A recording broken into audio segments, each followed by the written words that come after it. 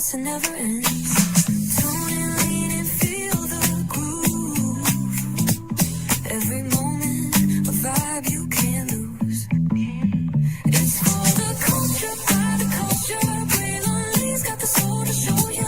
Breaking it down, lifting it higher. Feel the rhythm, spark the fire.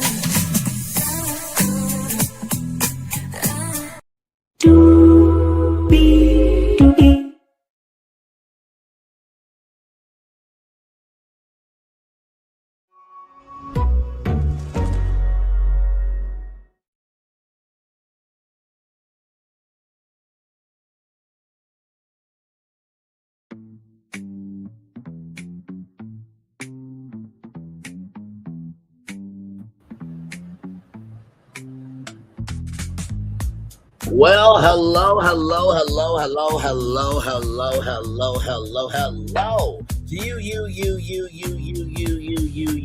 you, and you. Welcome into another edition of Braydictions Virtual Tour Live. Glad to have all you here.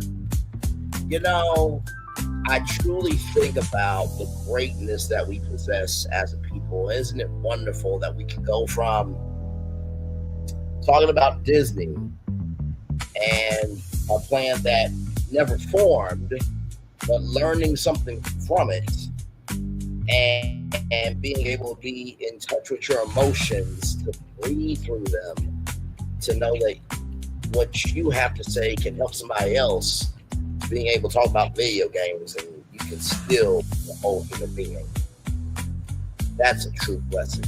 Let's get to this, y'all. G4 Network Studios is coming to Universal Orlando Resort, and NBC Universal's getting the video games. Let's talk about it. It's time to do what we do because higher is waiting, low is available. But either way, we got to go on tour. Yes, indeed, we do. One more time, everybody. Here we go. Let's take down that iconic intro there. You see that virtual tour background? Yes, you do. You hear that virtual tour music? Yes, you do. And then there is me. Hey, everybody. Welcome in. Glad to have all of you here. Let's get to it. I saw this article while I was talking with Phil on the phone today, and I was like, yeah, I gotta bring this to y'all. I got to bring it to y'all. So here we go. This is an exclusive from Reuters, okay? Exclusive from Reuters, all right? NBC Universal may enter video game business after Comcast split, sources say. NBC Universal may enter video game business after Comcast split, sources say. NBC Universal may enter video game business after Comcast split, sources say.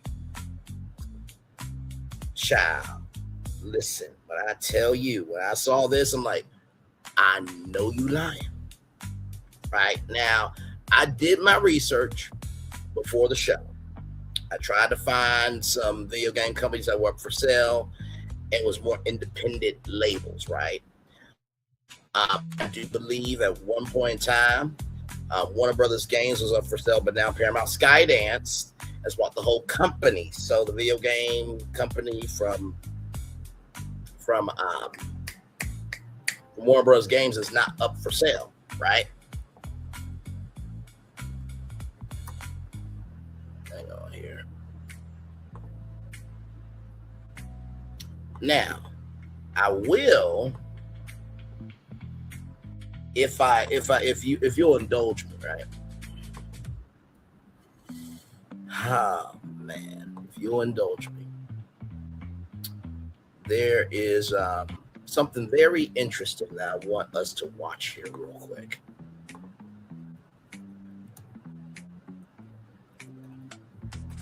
And I believe, and I'm doing this live, okay? I believe that this game right here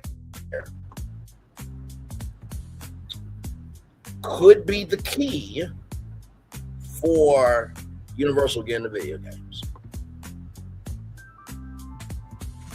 Just trust me on it. Just trust me on it. Just trust me on it. Here we go, everybody.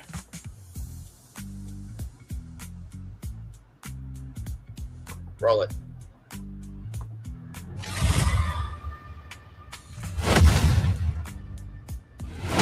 I have waited, misshapen in the darkness. There is power. Oh, wait a Real minute. Power. Hold on a second. Away in your We'll get third-rate back to trick that here in a factory. minute. I will take your crown. Can you imagine what I could do with something like that? Your worlds will fall. Your people will suffer. And I will have infinite power.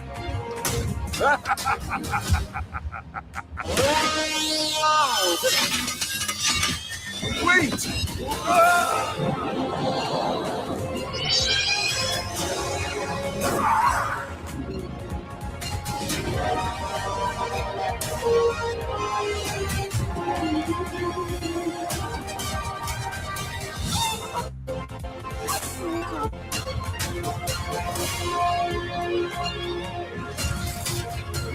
No.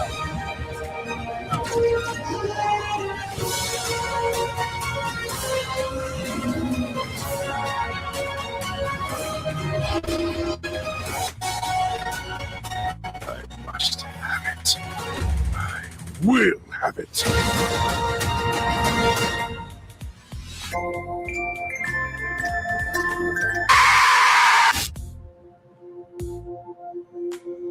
You crazy? Just Freddy trying to kill you, you know. Now, if you indulge me for 1 minute, I want to do something here. I'm doing this live, y'all. I'm doing this live in real time with y'all.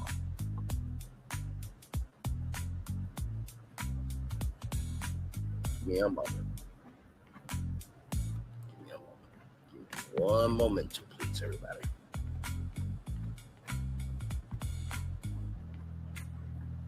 I know what you're thinking. How can you go from being emotional to being a hustler and pitching stuff? Because that's what we do. We have range over here, okay?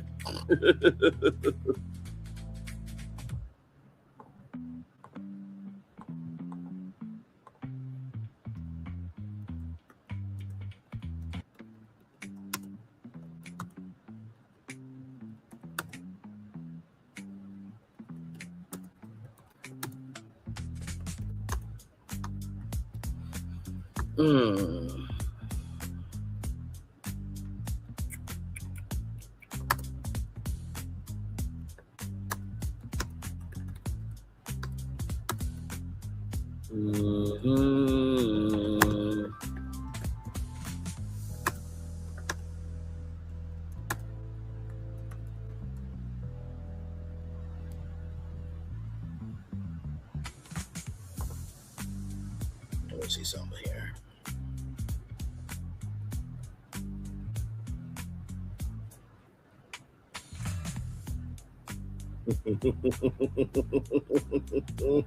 You never know what's going to happen when we're live on tour. Now, I want to go back for a minute.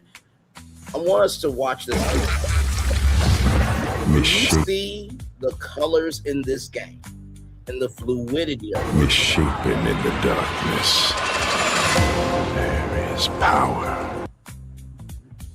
Like, it gives you 90s energy. Look at the detail of the hair, right? Real power hidden away in your third-rate trinket factory.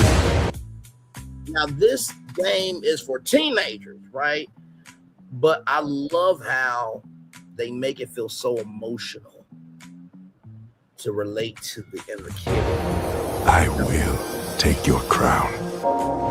Can you imagine what I could do with something like that? Your worlds will fall. Your people will suffer. And I will have... First of all, shout out to the dinosaur. Okay, shout out to the dinosaur, Jurassic Park. Will have... And if you recognize that, it's a little bit of Super Mario Odyssey. Because you can take possession of different things. You see the possession of the dinosaur there. Will have infinite power. I mean, smooth, no breakage, no I can put no breakage, no lag, no delay at all. I mean, just first of all, we can see the eyes. Let's go back to the eye. Look at how detailed the eyes are. Let's keep going. Wait!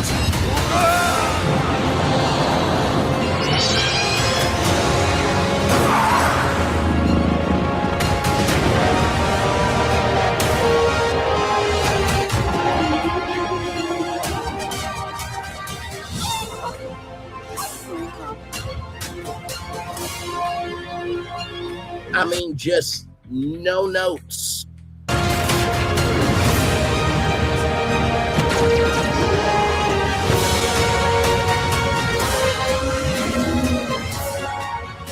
Yes, that is Jordan Peele's Nope in there. Yeah.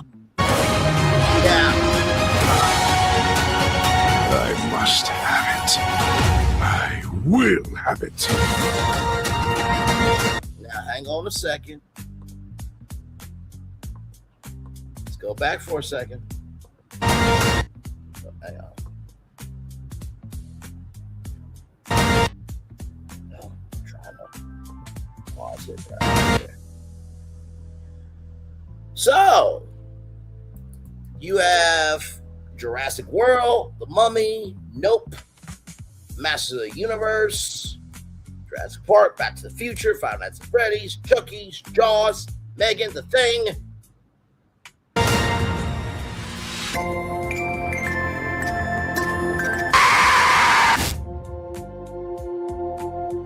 Now, you know what the most amazing thing about this game? It's not even the Funko Pops.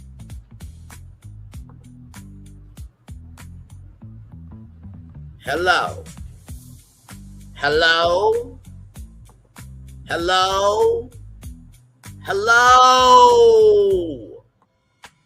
Is anybody else not seeing this here?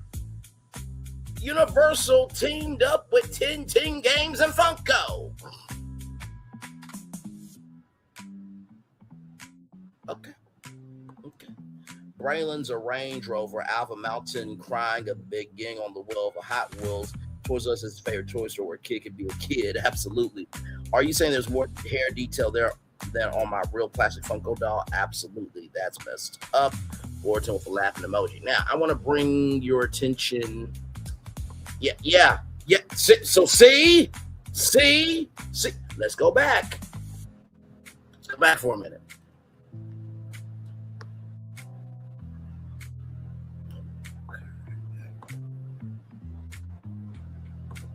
There we go. Hang on. Now, I'm gonna do a doctor. I'm going to do a what is it? I'm gonna do a optometrist. Not optometrist.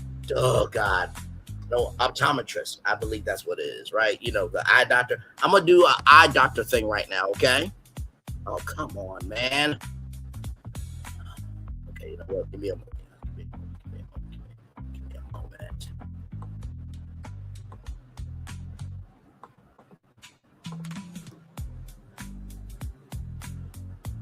Okay, here we go.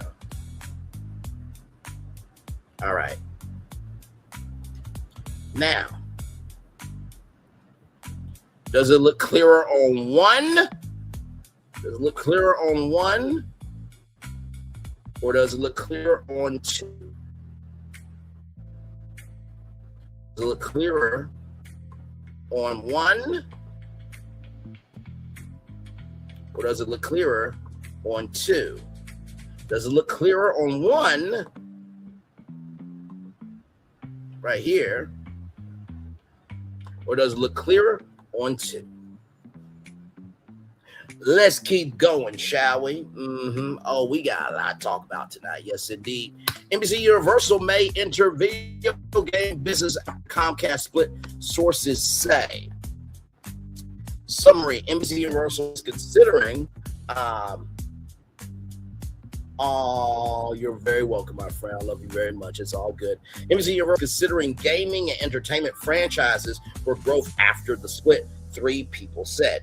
Comcast cable business could see technology investments tied to data centers and AI. People said no tie-ups have been discussed, and any deal will have to wait until after the split, the people said. June 29th, so yesterday, NBC Universal is eyeing opportunities in digital gaming and new entertainment franchises as the company weighs options for future growth after its planned spinoff from Comcast, according to three people with direct knowledge of the matter. Comcast's cable connectivity business, meanwhile, is ripe for technological investments that can take advantage of the massive surge in data centers and AI, these people said. No tie-ups have been discussed. Any potential deal happened until a period of time following the split, the people said. These are among a broad range of options the company is exploring. Comcast declined to comment on any possible deals. In an interview with Reuters, Comcast CEO Brian Roberts said the company had decided the separation was the better way to move forward with the opportunities that we see for both of these businesses. Is to let them run independent of each other with focus, dedicated, great management teams, and strong assets. As to the timing, he added, we just decide once you're in go mode, you know you want to go. The announcement has ignited chatter of potential merger activity for both businesses, especially at a time when television and film sales have continued to decline as people cut the cord in favor of streaming, games, and social media.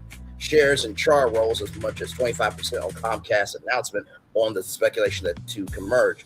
Roberts denied any suggestion of the planned spinoff was a prelude to further deals. Absolutely not.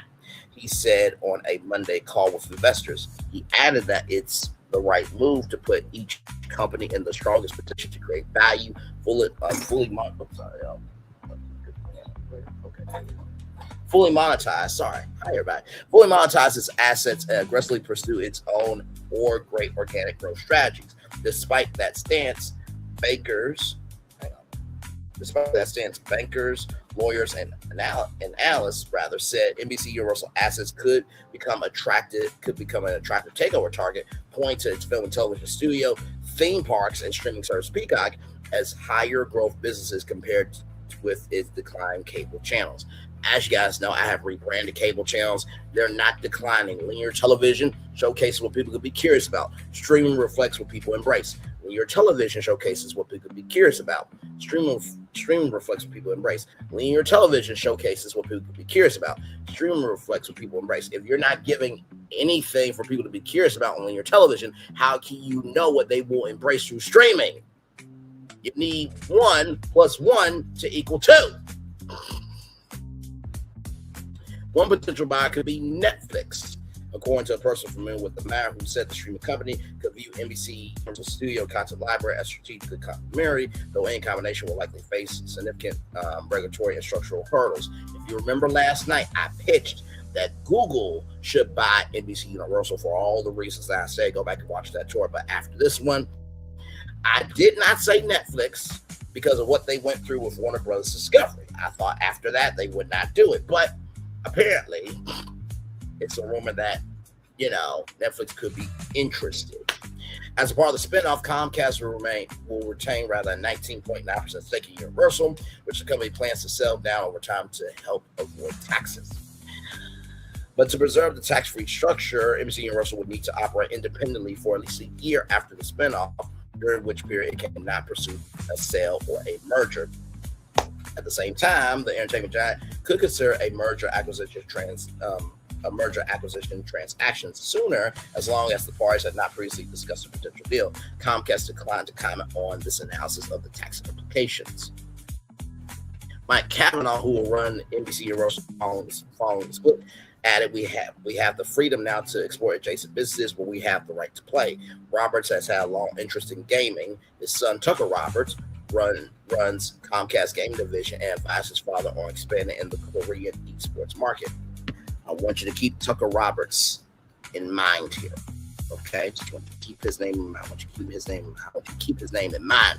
Comcast previously explored acquiring Activision and Electronic Arts. I believe Electronic Arts went to a Saudi Arabia deal, I believe. So Electronic Arts is private, and then Activision's with Microsoft, right? So, as well as taking an equity stake in Epic Games, making a Fortnite, according to one person with direct knowledge of the talks. Disney made a $1.5 billion investment into Epic Games, and nothing has materialized from that. I've done more with that with my Walt Disney World and Disneyland rebrand master plan that Disney has never done anything with Epic Games. That's neither here nor there, but very important point. Let's continue on. The company also has a partnership with Nintendo for theme park attractions and 2 animated films and more films to come. The Super Mario Brothers movie and the Super Mario Galaxy movie that each grossed more than $1 billion at the global box office. According to among the major gaming industries, Take-Two may have the most valuable trove of intellectual property, including Grand Theft Auto, whose 6th installment has already recorded more than $3 billion in pre-orders ahead of this November 19th launch. Microsoft's Xbox gaming unit, whose most successful titles include Halo, Fallout, and the Elder Scrolls, may be spun off into a separate company. Electronic Arts, a significant games publisher, is being taken private in a $55 billion deal. You heard that correctly. 55 billion damn dollars. Can I hold about 10 million? Can I hold about 10 billion of that? Just ask him. For a friend, that friend is me. Controlled by Saudi Arabia's public investment fund, private equity firm Silver Lake, and Jared Kushner's defending partners. The investors are waiting approval from the European Commission. Overall, the planned separation was greeted warmly on Wall Street as Comcast stock jumped as much as 20%. The split is expected to give Comcast greater strategic flexibility for its 2 businesses, signaling the end of a pipes to content empire that didn't make sense to many investors. We don't see a Netflix for MC Universal deal, and no, we don't see a Comcast and Charter deal either. Longtime media analyst Craig Moffett of research firm Moffett Nathanson wrote in a note following the announcement. He added, having them under the same roof didn't make it either better. And the combined company has been sold by a conglomerate discount for 15 years to reflect the suboptimal capital allocation that conglomerates demand. So, by the way, shout out to Echo Wayne, Don Gomirsky, and Mila Vin. Ryan by Edmund Lee, another Lee in the building, and editing by Nick Linzinski. Now, I am going to pitch to you a little bit later on what could happen if Universal bought 10 games. Okay, we're going to talk about that here a little bit. Okay, so just stick around for that.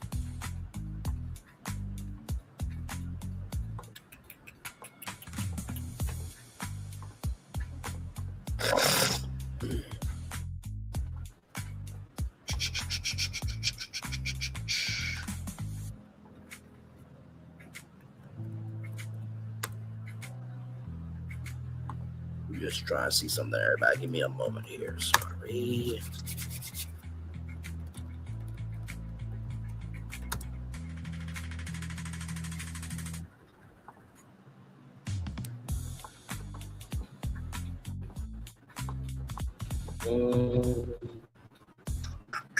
Aha, got it.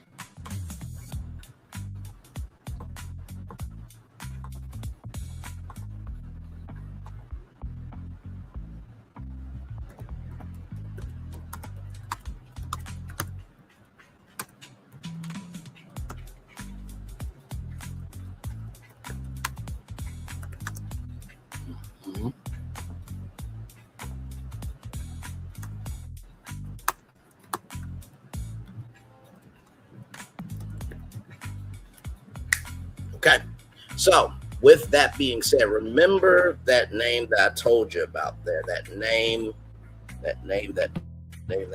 Tucker Roberts. Remember I told you about him? Let's talk about him now. Let's talk about him right from this space right here and right now. Shout out to Koaku. G4 is coming back apparently. This was published July 24th, 2020. Here we go. Here we go. Okay, G4.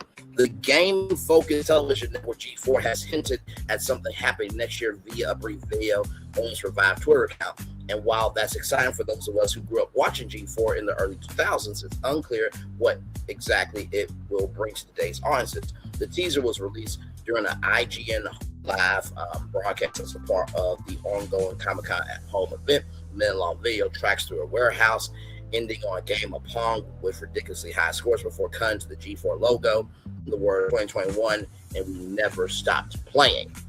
Following the teaser, a mysterious update to the G4 website immediately set the internet ablaze with speculation, ladies and gentlemen.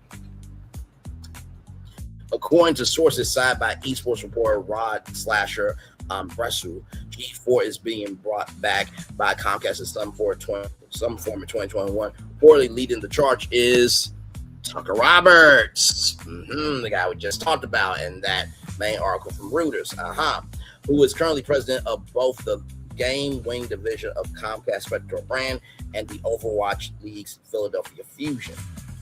In addition to appearing on G4's new YouTube channel, the above video was also uploaded to YouTube channels for former G4 network programs, Attack of the Show, a variety show about the entertainment industry, and X-Play, which focused primarily on gaming and game reviews. On Twitter, Attack of the Show hosts Kevin Pereira and Olivia Munn have been coy about their involvement, while X-Play personalities Morgan Webber and Al Sessler separately noted their surprise at the possible revival without outright saying they weren't in the know.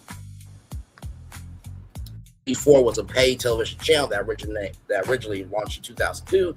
In addition to Attack of the Show and X-Play, the channel's 12-year run also features shows like Arena and esports light video game competition. So G4 was ahead of the game before the rest of the culture was. An Electric Playground, a review show where many of us was introduced to Heiko Kojomo's future best friend Jeff Kingley, which Jeff is responsible for Summer's Game Fest and the Game Awards. If you understand the moves that are happening around you, you'll understand what you're sitting in front of you. While a huge part of gaming history, G4 was also known for its casual sexism, mostly due to the channel's adolescent male-focused marketing. The network eventually devolved into airing reruns of shows like Cops and Cheers before shutting down in 2014. Does the gaming industry need G4 in 2020? That's a good question. Smart Money says it won't be on television because who watches that anymore? Once again, linear television broadcast is what people can be curious about. Streaming reflects what people embrace. Linear television broadcast people can be curious about. Streaming reflects what people embrace. Linear television broadcast people can be curious about. Streaming reflects what people embrace. But that means it's probably going online. The ecosystem already blown with gaming content. Whatever the case, we'll learn more as we near 2021. Now, that is that article there. Okay. Let's continue on here to Yahoo News, and let's talk about Comcast CEO's son and gamer Tucker Roberts to head company-owned esports team. Tucker Roberts there. Tucker Roberts was like many boys of his generation in Philadelphia. He gamed. Little did he know then, thanks to his family connections, the interest would lead to an early boost in his career. Roberts, the son of Comcast CEO Brian Roberts and his wife Aline, will head the company's new Philadelphia esports team Fusion, and they just launched Overwatch League, a group of city-based teams that will compete in competitive video games before live arena audiences and be streamed online. On Tuesday, he participated in the Fusion's first media event in Los Angeles, coming out of sorts for the 27-year-old Comcast citizen. By the way, E-League was on TBS. By the way, in case you guys did not know about that, Blizzard Arena was a arena at the Burbank Studios in California. And yes, we are going to talk about Major League Gaming tonight. You saw the thumbnail, you know my voice, and damn it, you know why you're here. Come on now. Did you really think that I was going to talk about G4 Studios coming to Universal Orlando Resort and I wasn't going to make the pitch of how it's going to happen? Get the fuck out of here. I don't know why I talk like a New Yorker all of a sudden, but I'm a New Yorker. Sometimes. Moving on. Robert said in a phone interview that he thought that esports was the future of sports for millennials, and that after he heard Comcast Spectre has secured the Overwatch franchise, I wanted to be a part of it. He will be the Fusion's president. Backed by some of the biggest pro sports owners in the United States, the league needs to tap into bounding global popularity of competitive video gaming that has attracted hundreds of millions of participants. By the way, I think ECEL is also another league as well, and then Global Gaming League as well with T-Pain as well. So, not to mention the Power 4 Plus HBCU league that we talked about as well. So, a lot of leagues out there that has attracted hundreds of millions of participants. Esports fans pay to watch video game competitions on big screens and arenas. Some popular games can also be viewed on television and online. It's the first significant job at the Philadelphia Cable and Entertainment for a third generation of Roberts family and controls Comcast through a block of super voting shares. Tucker's grandfather, Ralph Roberts, founded the company in the 1960s with two partners, and his father, Brian, built it into a cable TV, internet and entertainment giant through relentless acquisitions. Brian gained broad experience in the company's corporate trenches before he was made an executive. Neither of Tucker's two sisters, Sarah and Amanda, works at the company. The Fusion team itself is owned by Comcast Spectre, a company unit that owns the Flyers, the Philadelphia Flyers, which is a hockey team, by the way, and operates the Wells Fargo Center in South Philadelphia. I don't believe it's the Wells Fargo Center anymore. I believe that naming rights have changed, but that's neither here nor there. Roberts, a 2013 graduate at the University of Pennsylvania's Wharton School, initially thought that he would pursue a well-trodden career in finance, but the Great Recession made him rethink his ambition. Instead of looking toward Goldman Sachs in New York, Roberts said he looked westward to Silicon Valley tech gaming entrepreneurship. He had a college internship with video game maker Activision Blizzard. See how everything just loops back around, which owns Overwatch League and a post-college job for 3 years with Electronic Arts, also a game developer in California. He recently had experience working with Comcast venture arm in the San Francisco area where he lives. Roberts joined the Fusion Project as a strategic advisor in late September after Comcast Spectre announced it had bought a Philadelphia franchise for the Overwatch League. He has managed the team's day-to-day operations since then, signing players, negotiating initial marketing deals, and launching the brand. Roberts will report to Comcast Spectre's CEO, David A. Scott. Though based in Philadelphia, the 12-member Fusion team will play its games this first season in California. The Overwatch teams are expected to relocate to their respective cities, Philadelphia, Boston, New York, and others in later seasons. The Fusion players are living as a group in a big home in the Los Angeles area. Fusion's first game was Thursday evening, and the team is holding a Philadelphia watch event at Wahoo's. I don't know if Wahoo's is pronounced like that, but it's Mario. So Wahoo's at 3180 Chestnut Street in West Philadelphia for fans. As a teen, Roberts said his favorite video game was Star Wars Galaxies. He still plays games, sometimes on his mobile phones. He looks forward to moving back to Philadelphia and the cheesesteaks. As for Brian, an accomplished squash player, he was not a big gamer. Tucker said he was a competitive guy, though. I love being him in squash, and I'm reminding everybody that I can do that now. You know, I want to bring up something here, if you'll indulge me, right? Because it is interesting here that right here just launched Overwatch League, a group of city-based teams that will play competitive video games before live arena audiences. It will be streamed online. I want to bring your attention to something that's on my YouTube channel. That's on our YouTube channel. Okay. See, the good thing about us is we know how to utilize. Hey, Phil, good to see you, good sir. The good thing about us here is we utilize our own content to be able to expand conversation. So I just want to bring your attention to this clip right here that I'm about to bring up.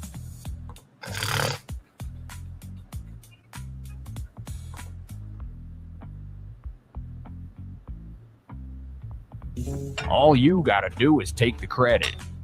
Variety of viewpoints together so that we're not having to do a big independent outside study to figure out what those desires will be. Customer's never wrong, right? Unless they say we hate their team, then they're wrong.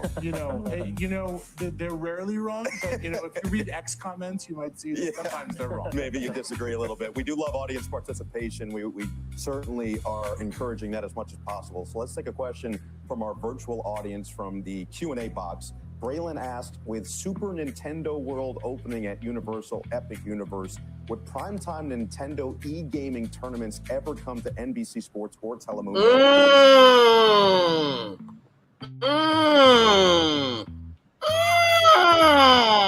Very interesting.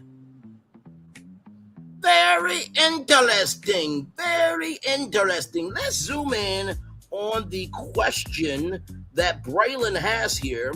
Braylon asks, with Super Nintendo World opening at Universal, would primetime Nintendo e-gaming tournaments ever come to NBC or Telemundo? Right here.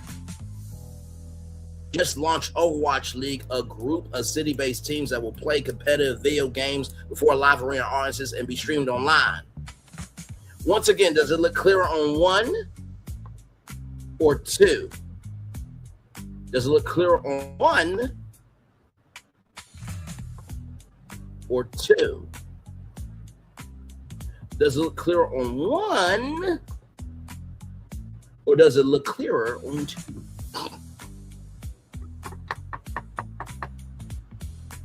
Y'all don't quit playing my damn face. That's what you're going to quit doing. Okay, now I want y'all to watch how they danced around this question. Watch this.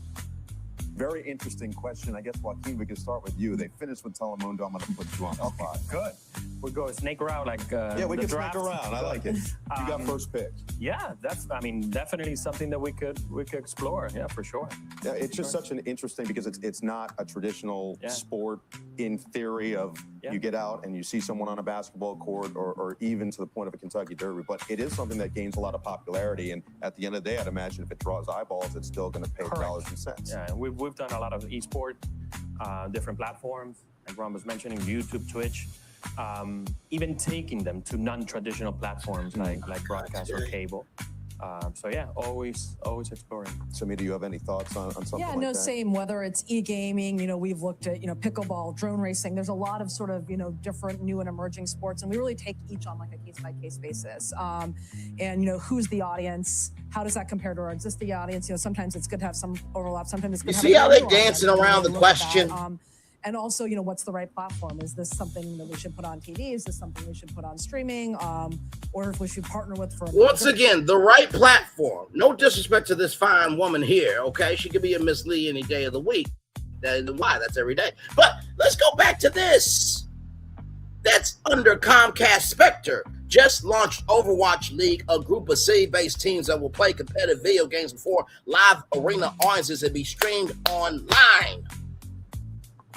Do you not have a partnership with Illumination to make Nintendo movies? Do you not have Super Nintendo World in Hollywood, in Japan? So no konnichiwa hi to all of y'all in Japan and Orlando. And does anybody know where the first Nintendo store is? It's in New York.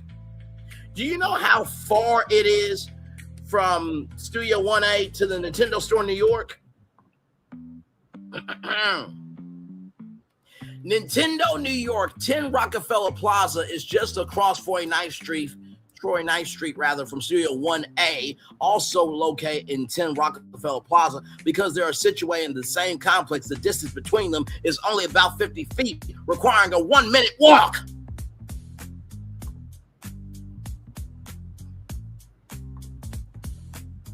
Y'all are going to quit playing in my motherfucking face, each and every single one of y'all. And yes, I know I submitted stuff for NBC Universal, but this is malpractice, this is malfeasance, and this is flagrantly disrespectful. When you have a whole division in Philadelphia playing e-gaming, and when a person asks you, and really it's a Game 7 jump shot, of with Super Nintendo World coming to Universal Orlando Resort, could e-gaming tournaments air on NBC and Telemundo? You should say that. First of all, who is this Braylon guy? Where is he at? Somebody get in contact with him. Let's get his contact information and see if we can make this happen. That's what Smart Network would do. And if you need to know about Epic Universe, here's a commercial. Watch this. Prepare for a journey beyond imagination, beyond belief, beyond anything you've experienced before.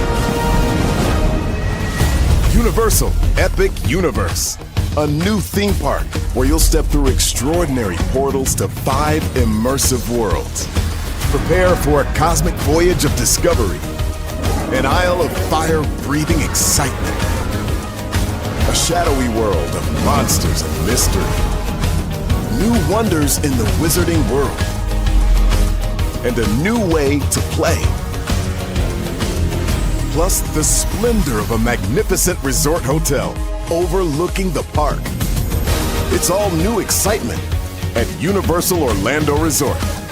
A week's worth of vacation thrills with 4 amazing theme parks, a variety of spectacular themed hotels, and incredible dining and entertainment. It's all at Universal Orlando Resort, where you'll find new adventures every day. Explore the astonishing worlds of Universal Epic Universe at Universal Orlando Resort. So you mean to tell me with all that, y'all can't just answer yes or no?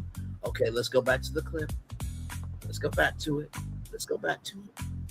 Let's go back to it. Different platform, but we look at things opportunistically, and especially things like gaming that are really, really at the forefront right now of consumption. It's definitely something we look at a lot. Alexa, I'm curious your perspective, because as someone who does something like a dog show, it's not your typical sporting event, but you clearly have an audience that you're trying to hit. Exactly what Ron was talking about, considering the customer. So if you were to produce something like esports, how niche are you making it, and how much are you then trying to distribute and grow the audience simultaneously? Yeah, I mean, I think like the Derby, you want to strike the right balance, right? You want to make the diehards feel seen. You want to make the casuals like learn something. I mean, my approach to any broadcast is always, make me smarter, make me smile and make it stick. So if I can find the right balance of that through storytelling, I think it doesn't really matter what the content is. I like that. Let's go to another audience question right here at CNBC. State your name and your school and fire away. Hi, my name is Nicole Pissarro. I'm from Montclair State University. I wanted to ask, what is one thing about the industry that you all didn't know before you got started? Oh, that's always an excellent question. Ron, we're going to start with you. I didn't know that content could be consumed, created, and edited from an iPhone, because the iPhone didn't exist when I started in the industry. So that's one thing I would say. And then I'll just use that to say I'm continually amazed and thrilled with how we are constantly evolving and pushing. And you mentioned Epic Universe and the recent question, and that's just a great example of the creativity of our company. I got a chance to see it about a few weeks ago, and a very proud moment to be a part of this company. It's awesome. But I think the creativity, and there really is a spirit in this industry that if someone can think it, it can happen. We do have an If somebody can think it, coming up later it can in the show, happen. so that's always exciting. I like if somebody can think it, what about you? it can happen. If somebody can think it, it can happen. Now, y'all let me know. Am I going too far by being this upset? Y'all let me know, for real. We're having a real conversation in real time. Am I going too far of being this upset? Am I going too far of being this upset? Is Braylon Lee going too far of being this upset? When there is public information out here And all I'm doing is just connecting the dots. Y'all let me know if I'm going too far. Okay, updates of travel and show as it will be in Minneapolis in mid-September after Chicago's late July show. Understood, by the way. Shout out to Harry Potter. Big fandom. Love each and every Harry Potter fan. Y'all good people for sure. But it's just interesting to me that NBC Universal is trying to get into video games. And they had a network called G4 that covered video games and the entertainment industry. Here we go. From the Washington Post, everybody, why G4 failed, constant pivots, high costs, and controversy bedeviled the directionless network in the lead up to its collapse. G4, the video game television online network backed by Comcast, abruptly closed on October 16th in a memo to staff published by Deadline. Comcast Spectre CEO David Scott wrote low viewership and that G4 had not achieved sustainable financial results before relaying the decision to discontinue G4's operations.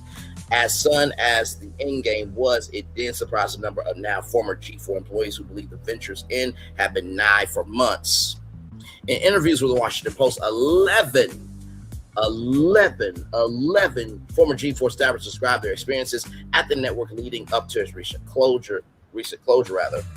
Speaking on the condition of anonymity due to the signing of non-disclosure agreements, NDAs, they described a work environment with ever-shifting priorities from leadership that never settled on strategy to develop their audience. Now, what do I always tell y'all?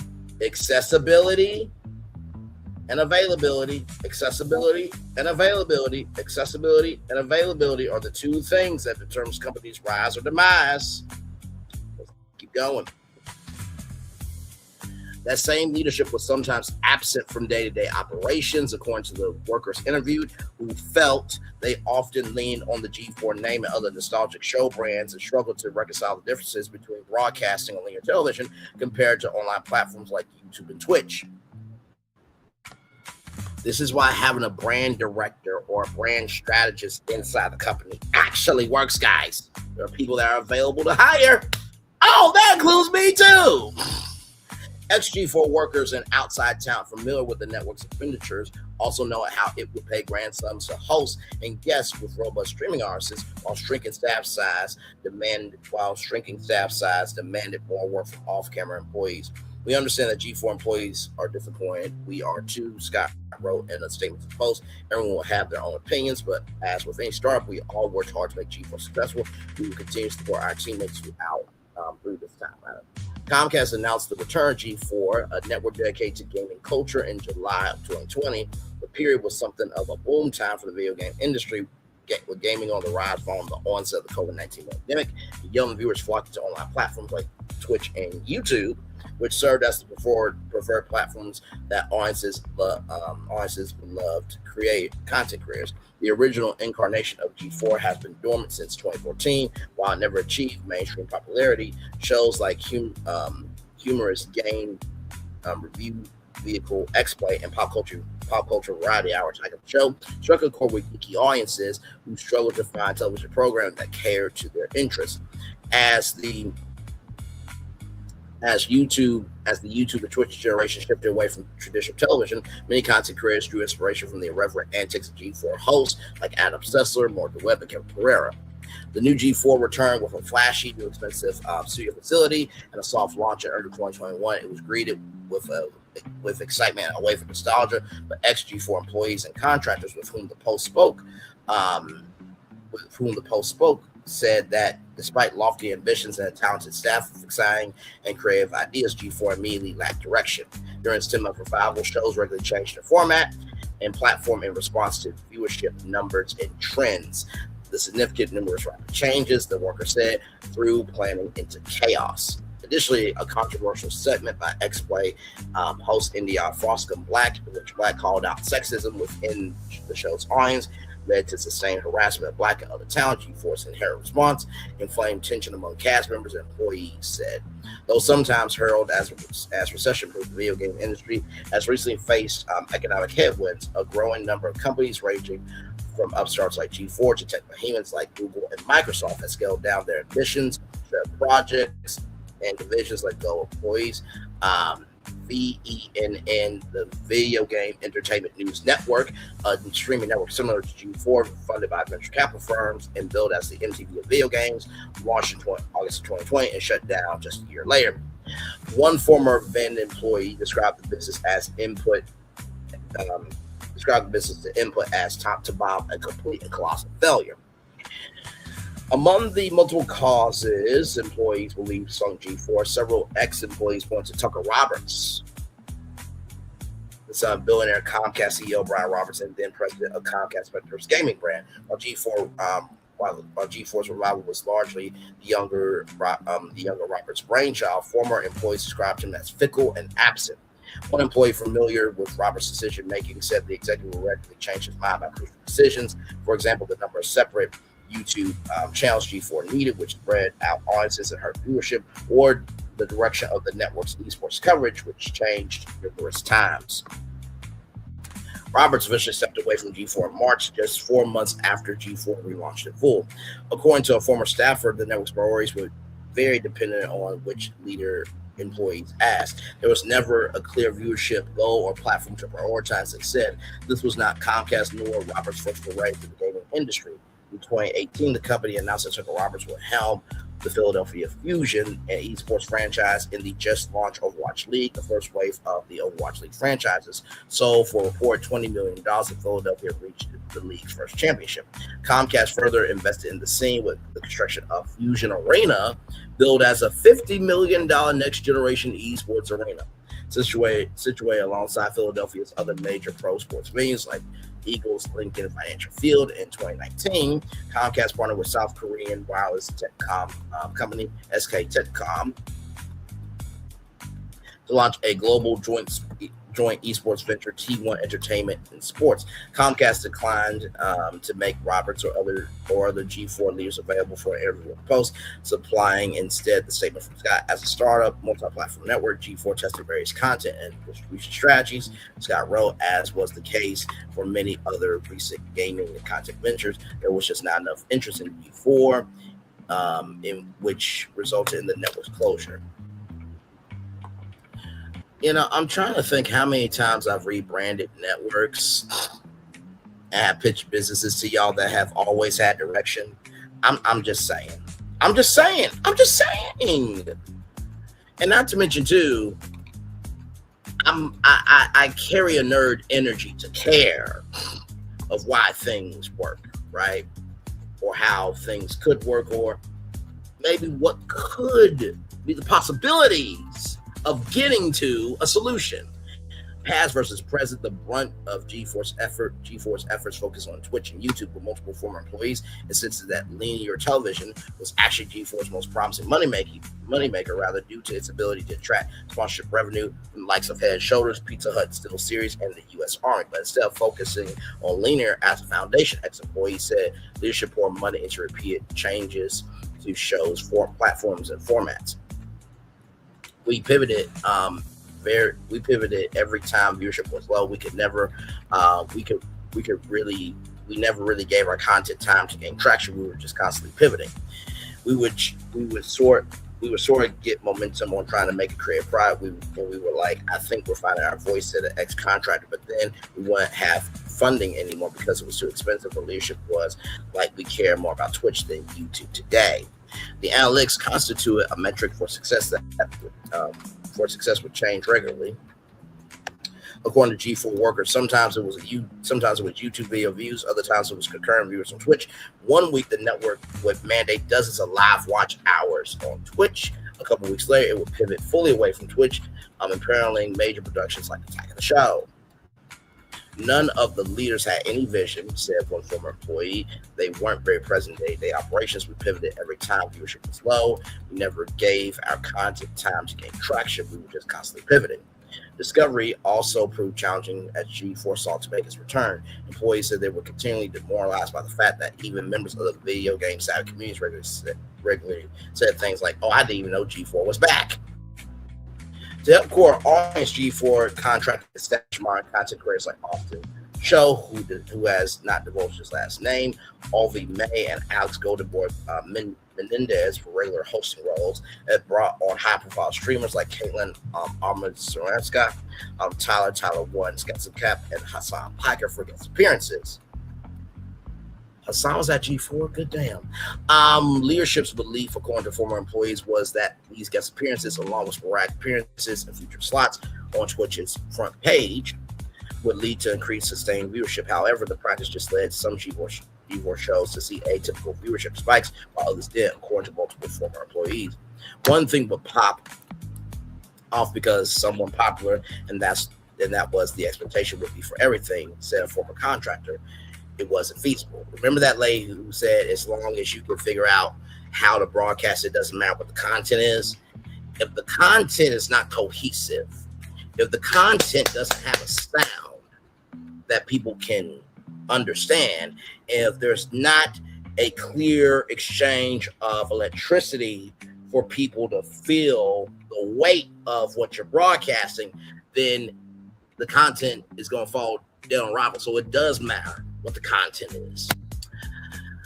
My God, today content creators pay from G4 ran the gamut, with two former employees saying regulars were contracted a year at a time, with Menendez and May scoring six-figure salaries. Austin's Show, whose live game shows reliably pull tens of thousands of concurrent viewers with or without G4, made seven figures, according to one former employee. Neither Menendez nor May replied to the Post's repeated request for comment. The day race for some guests was steep. According to the Post, Austin's Show said G4 had a budget for influencer marketing, and that money sometimes offered to streamers, but $20,000 to $30,000 was the upper end. The large majority made less if they were paid at all. With most or any of my shows I produce or appear on with other streamers, we usually don't pay each other, Austin Show said. For G4, the company will offer money to some of those appearing in exchange for guaranteed marketing, which is something we would feel comfortable asking for free. Big names, some of who appeared on Name Your Price, the show's recurring game show, made $10,000 to $20,000 for appearances or raids, in which popular streamers like Inmate, Pokimane, Inez would send their audiences to G4's channel to boost its numbers, according to multiple former employees. Even short visits by popular guests could be expensive. Stivacamp, according to a former employee with knowledge of these figures, was paid $20,000 for a 2-hour call-in appearance on a G4 esports program. I would like to make $20,000 for just call in for 2 hours. Yeah, I do. An hour, 2 hours now for free. But anyway, an ex-G4 employee attributed the higher rates for streamers due to the fact that any time spent not streaming on their own channel would cost them money in terms of a drop in paid subscribers and a loss of advertising revenue.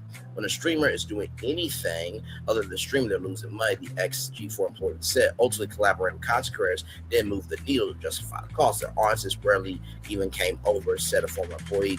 Uptick in viewership did not match who were paying for these episodes. Churn at the top. Roberts rarely appeared. By the way, that is Tucker Roberts. Tucker Roberts rarely appeared at G4's Los Angeles studio, according to employees who worked at the office from the time of G4's launch, bearing an interruption from the Omicron outbreak in the Los Angeles studio. Roberts had conference room-sized office based on the Emperor Palpatine's throne room from Star Wars, complete with imperial iconography that meant camera crews were unable to film near it for fear of incurring rights violations, according to multiple former employees, not just because of copyright, but because of privacy as well. He had the largest office space that he never even moved in.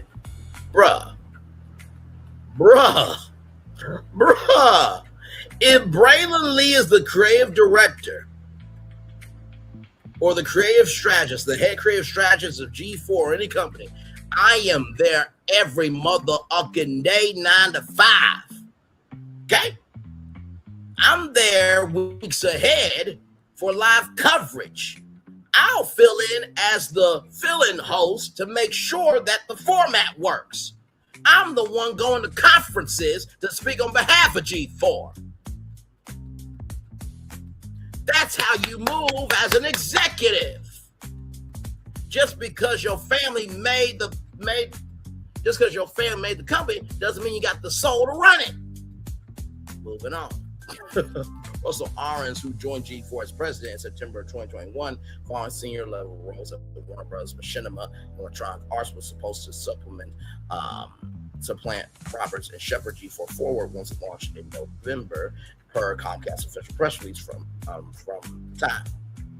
Former employees said that leadership decision making was diffuse. Some major decisions came from Ahrens, while others came from Roberts. Sometimes from Joe Marsh, an executive at Comcast Spectre, a close collaborator of Roberts. Marsh did not officially join G4 until summer 2022. But former employees said he was involved in the operation, especially on the esports side of the network as far back as summer 2021. Roberts, meanwhile, continued to sporadically meet with talent after Ahrens took over, according to former G4 staff.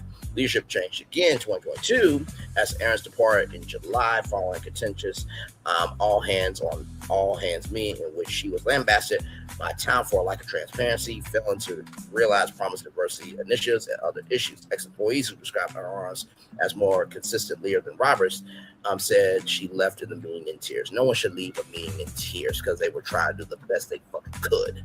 Former G4 staffers perceive Ahrens' rocky tenure as evidence that she'd been set up to take the fall for Roberts. And that's not right. That's not cool. And that's frequently disrespectful.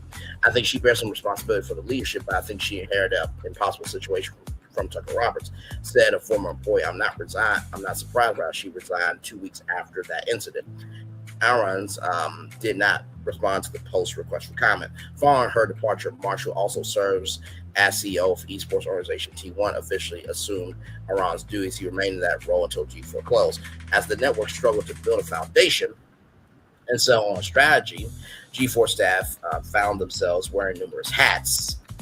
I can relate to that. My job. Everyone whom this post spoke described the network as understaffed relative to the magnitude of the task at hand, running a television network, producing regular live content on Twitch, and populating several YouTube channels, as well as other social platforms. Many regularly worked late into the jobs in multiple roles to compensate, they said. Production assistants would do producers' jobs, and producers would do PA jobs. Said one ex-employee, there were just not enough bodies. A number of crew members said they believed they were underpaid compared to standard rates for their lines of work. According to multiple ex-employees, around 80% of people at G4 were contractors, and the majority did not receive health care or other benefits.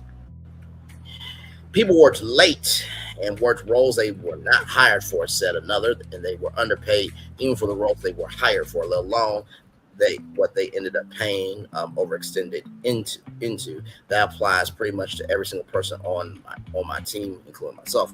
Ex-staffers say leadership regularly attributed issues to G4 being akin to a startup. Ex-employees and contractors described the work as fun and creatively fulfilling despite all the stress, with wacky ideas flying between talented teams, often out of necessity to meet the demands of producing many hours of content per week.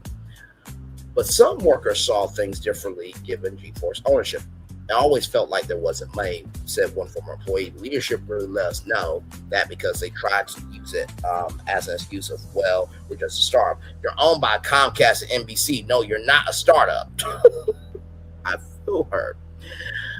Two former G4 staffers described complaints they filed to the California Labor Commissioner's office over contracts that failed to set terms around overtime pay, in which in one case required contractors to sign away their likeness rights in perpetuity. So that means they can never claim their name, even to this day. A final year filled with controversy. G4 will wind up gaining visibility for the wrong reasons. At the beginning of 2022, esports commentator and new X-Play co-host India Froscom Black headed up a segment in which she called out sexism among the network's fan base, taking aim at the original G4 legacy of female hosts who are objectified by its shows and their male viewers. It's dehumanizing and weird Black segment. Morgan Webb, Olivia Munn, both former G4 hosts, did not exist to be nice on the eyes for you. Initially, the segment had G4 support, with a now-deleted tweet from the network's official account saying, "We stand with Black and the women in the space behind the scenes," say former employees. The segment was a spontaneous idea born out of conversation. about personal experiences between Black and other members of the X-Play team. They received approval from producers beforehand. Immediately afterward, the response internally and externally was largely positive. Roberts even sent Black a message expressing his appreciation for her. But in the following days, numerous YouTube videos and tweets surfaced from influencers suggesting Black had insulted G4 viewers and deserved to be fired. Black was sequentially harassed, threatened, and doxxed. Doxing is asinine, disrespectful, and trifling behavior. Meaning trolls publicly posted private information pertaining to her real-life location. The harassment was reported on by the media at the time. G4, according to multiple former employees, quietly deleted the tweet and support Black segment and set the YouTube video up into private. G4 did not mention the tweet nor the controversy publicly again. Behind the scenes, Black wound it up in a series of meetings with leadership, according to multiple former employees who worked with Black. But ultimately, the message from G4 was that little could be done about the harassment on the network's end, and she should file a local police report. They basically told her to be quiet, a former contractor. Black declined to comment. Multiple female staffers told the Post the situation was galling and that they'd been promised something different when they joined G4. The message very explicitly was, we're going to be a different G4 that recognizes sins of our past, and we're going to make sure that it doesn't happen again in regards to diversity, inclusion, and sexism. A former female contractor said about the message when she joined the company. The former contractor decried the company for sitting out while one of its hosts was harassed for months. There were so many different things they could have done as opposed to letting YouTubers run wild, they said. Speaking to the Post, Jared, the completionist Khalil, a castmate of Black, said the situation forced talent to act as customer service for G4. G4 could have done more, Khalil said, from the top down. A lot of people were like, what do we do? Do we hire a crisis person? Do we talk to PR? Nothing came to that. There was no formal plan to put into play. Khalil said he took no issue with the message of Black's Viral 7. However, he noted that when she tweeted, it led to lesser but still unpleasant harassment of other talent at G4. The situation put a strain on his relationship with Black. He said, though he declined claims from other former staff that he played a role in getting Black dismissed from her role later in the year. The final chapter. In September 2022, the network laid off between 20 and 30 crew members with little warning. Immediately after the layoffs, social media college industry that has spun up around Black suggested she single-handedly take the network for speech, but every former employee to whom the Post spoke shot down that supposition. The views were just never good across the board, said one. To say one person, her rant has such an impact that it's like the company is absurd. It's absurd. Under Marsh's leadership, G4 ultimately bought out the remainder of Black's contract after receiving a poorly received tweet in which she rhetorically proclaimed she survived the layoffs. By late September, original G4 alums like X-Play host Adam Sessler had usually substantially scaled back their duties in the wake of repeated change-ups. In the case of Attack of the Show mainstay, Kevin Pereira announced plans to leave G4 entirely. Fresher faces like Menendez and May did not have their contracts renewed. Following the layoffs, say former employees, Marsh planned for staff from T1, the Comcast-backed esports organization for which he serves as CEO, to essentially backfill open positions, benefiting their expertise. But while remaining G4 staffs had meetings with prospective T1 additions, it would have taken months to fully onboard them, workers said. The reality is we lost so many key staff, not just below the line, but lead producers or Attacking the Show and X-Play, and basically the entire esports team, said a former employee who was at G4 until the network shut down. It just wasn't feasible to keep producing the same level of content. Leadership actually wanted to increase the quantity we were producing with key staff members gone, and entire department shuttered. Despite these cost-cutting measures, according to multiple former employees, money continued to be spent on guests. Shortly after the layoffs, said too, Marsh approved a helicopter to transport a streamer from Orange County just outside Los Angeles to G4 studio in Los Angeles. Oh my God. So you're going broke, you're not wanting to pay people, and you're not having a strategy, but you think it's smart to approve a helicopter to transport a streamer from Orange County to the studio in Los Angeles. My God, today. Then late last week, a key producer on Arena flagship show that was made as part of a deal with the WWE wrestling circuit, originally set to last until April 2023, quit after G4 refused to grant them a raise and additional staff to make up for September's layoffs. On Sunday, G4 staffers were locked out of communication services like Slack and Google Drive. Still waiting explanation. They received an email from March simply stating that G4's facility will be closed until October 18th and streams will be postponed. Many learned what was actually happening, that they would soon be unemployed. Only once Deadline published an article containing a memo from Comcast Spectrum CEO Dave Scott confirming G4 shutdown. Viewership is low and the network has not achieved sustainable financial results. Read Scott's memo. I want to thank everyone on the G4 team for their hard work and commitment to the network. Despite the abrupt conclusion to G4's latest chapter, former staffers were not surprised by the final outcome. It was going to break sooner or later, said a former employee, and clearly it was sooner. Clarification: a previous version of the story incorrectly stated that Comcast CEO Brian Roberts and his wife Feline helmed the Philadelphia Fusion while their team was purchased by Comcast. It was helmed by their son, Tucker Roberts. So, G4 went through some shit, huh? Well, I wonder if there's a content creator that happened to talk about G4 Studios. I think there was a guy named Braylon Lee who talked about it. Sure did. Let's talk about it. I love what the fuck we do over here. I truly do. So this live stream here, right? Now you remember I did 2 live streams back to back. I did Chronolodian, also did G4. So right here, as you can see, there's a thing called G4 Culture Troller, right? So it was culture and controller. So the controller of the culture is the people. So I felt like G4 needed their own news division. They never had that, right?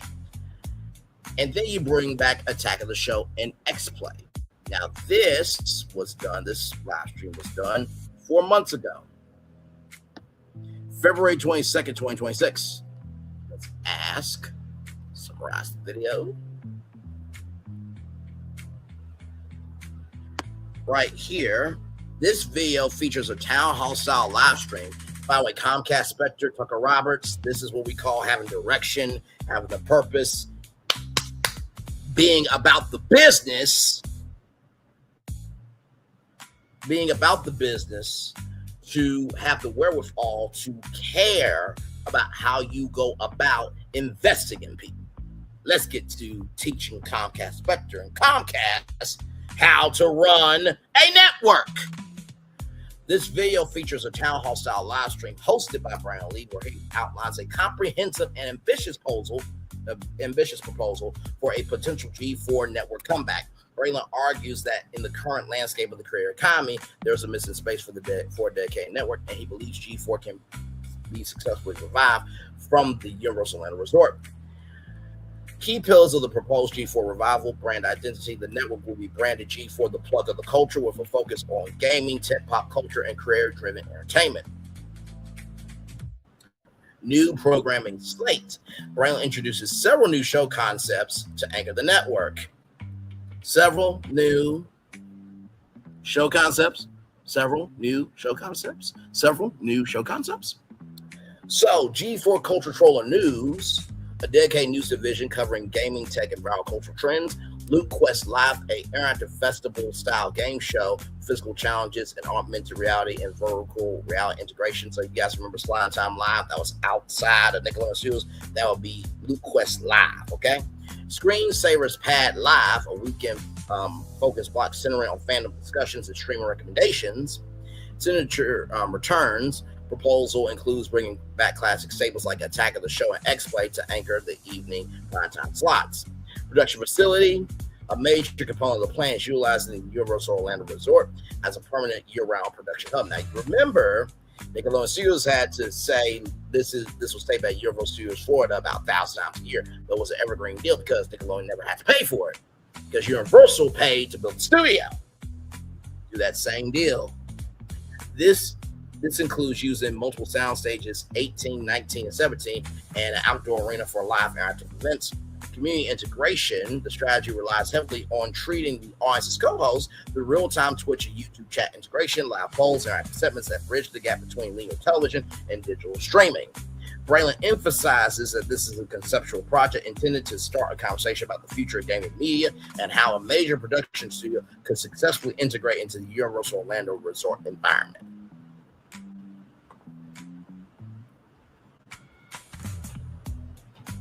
So you mean to tell me that in the words of Ron E. Bradley, do you mean to tell me there's not one? There's literally not one. There's not one. There's literally not one. There's not one. There's literally not one. There's not one. There's literally not one.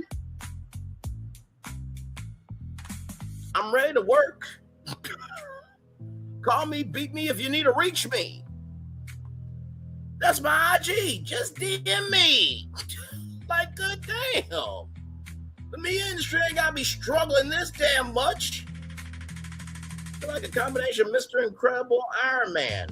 Iron Man comes in to save the day, then I have Mr. Incredible's energy. If I just cleaned up this mess, can you keep it clean for 10 damn minutes? Jesus. Now, I said we want to talk about Major League Gaming tonight. Let's talk about it. Major League Gaming was a professional esports organization based in New York City, founded in 2002 by Sundance Giovanni and Mike Sepso. MLG held official video game tournaments throughout the United States and Canada. The Boost Mobile MLG Pro Circuit was a television broadcast of Halo 2 MLG tournaments in 2006 and 2007. ESPN.com. ESPN.com, but yet not on ESPN. Interesting. Moving on. And other broadband sites, the company was also involved in television production, and game development. MLG's aim was to elevate computer and console game tournaments to viable competitive and spectator events. In January 2016, video game publisher Activision Blizzard announced its acquisition of Major League Gaming. The company, who owned the esports division, was led by MLG co-founder Mike Sepso, and stated that it intended to leverage the purchase as a part of its plans to build an esports-focused television network. The organization experienced a loss of profit, leading its parent company, Activision Blizzard, to close its last branch of January 2024. So as you can see here, MLG Pro Circuit roster includes StarCraft 2, and League of Legends for the PC, Mortal Kombat, Soul Calibur 5, King Fire's XII for PlayStation 3, and Super Smash Bros. Melee for GameCube were the only console games.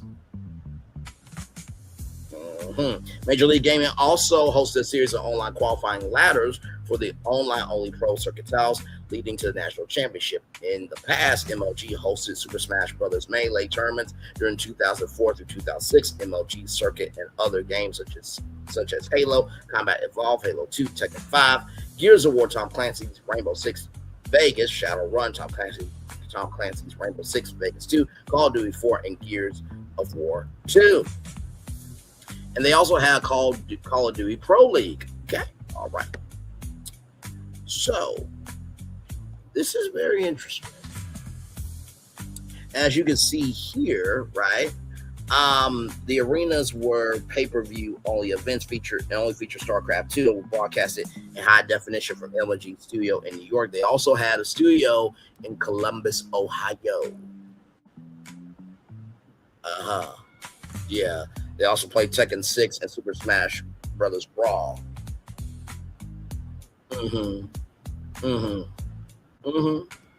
Yeah, I know. Also, MLG partnered with CBS Interactive to increase its broadcast capabilities and to integrate in CBS Interactive website GameSpot.com, right? And then right here, Straight Rippin' was a professional Halo team. They got $1.75 million contract. Okay, all right. Also, too, they were building an MLG arena in Henquin Island in China near Macau. And then they opened the first MLG.TV arena in Columbus, Ohio. Okay. Now, it's interesting. I wonder if MLG ever teamed up with anybody else. Wait a minute, Braylon, what's this? Oh, this is gamesindustry.biz, Braylon. Okay, Bray, okay, you're smart, cool, you're smooth like a cucumber, but what's this article? No, are you kidding me? Sorry, y'all.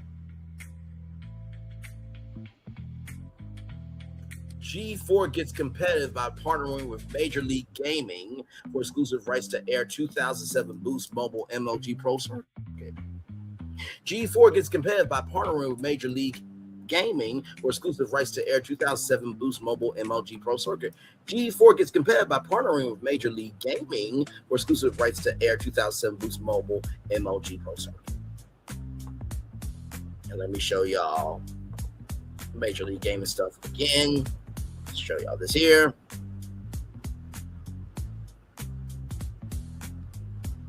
Columbus, Ohio, MLG TV Arena. In Chen Island in China, near Macau. All the games. StarCraft 2, League of Legends for PC, Mortal Kombat, Soul Calibur 5, King of Fighters, XII for PlayStation 3, and Super Mario and Super Smash Bros. Melee for GameCube, right? Call of Duty Pro League. All this information is public. If you did not know. Also, too, here, Bobby Kotick explained that the main target of the acquisition of MLB streaming operation MLG.TV. Kotick explains to the New York Times that their eventual goal was to build the ESPN Video Games, a television cable channel that would be devoted to esports coverage and analysis of premium in-house productions that could attract more advertisers, either produced by Activision staff or by outside producers. Despite the acquisition, MLG continued to host events related to games that were not published by Activision Blizzard subsidiaries. Once again, I just show public available information. That's really all I do. My God, today, Mia doesn't have to be struggling that bad. The in-depth coverage will give viewers unprecedented access to competitions of the world's largest video game league. G4, the network that's plugged in. G4, the plug of the culture. G4, the network that's plugged in. Is connected to the world competitive game by partnering with Major League Gaming, the world's largest video game league, for exclusive television rights to air the 2007 Boost Mobile MLG Pro Circuit competitions.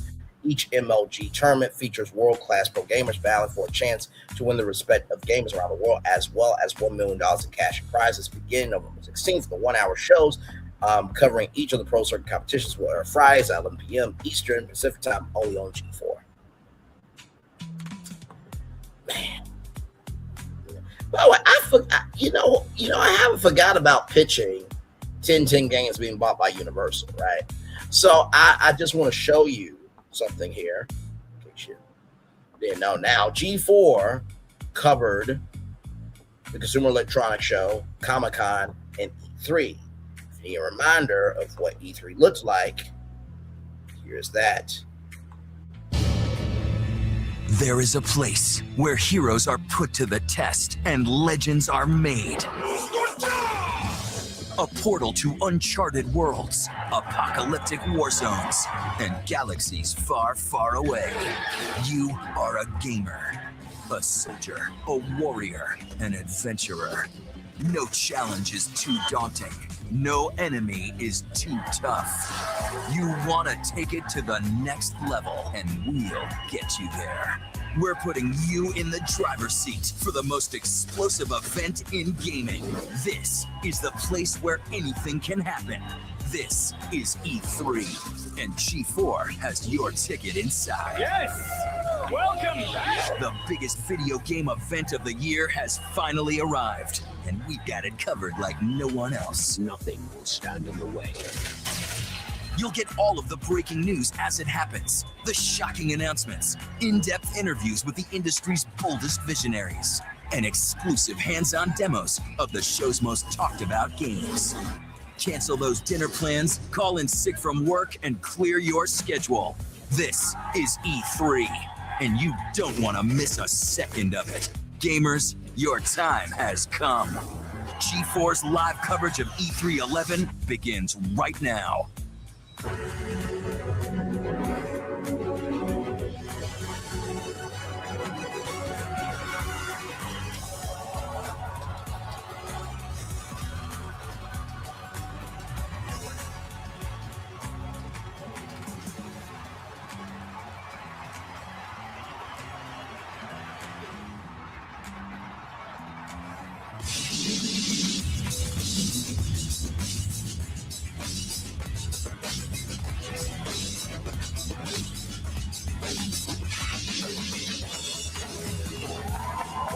And there it is, everybody, live from the convention floor of E3.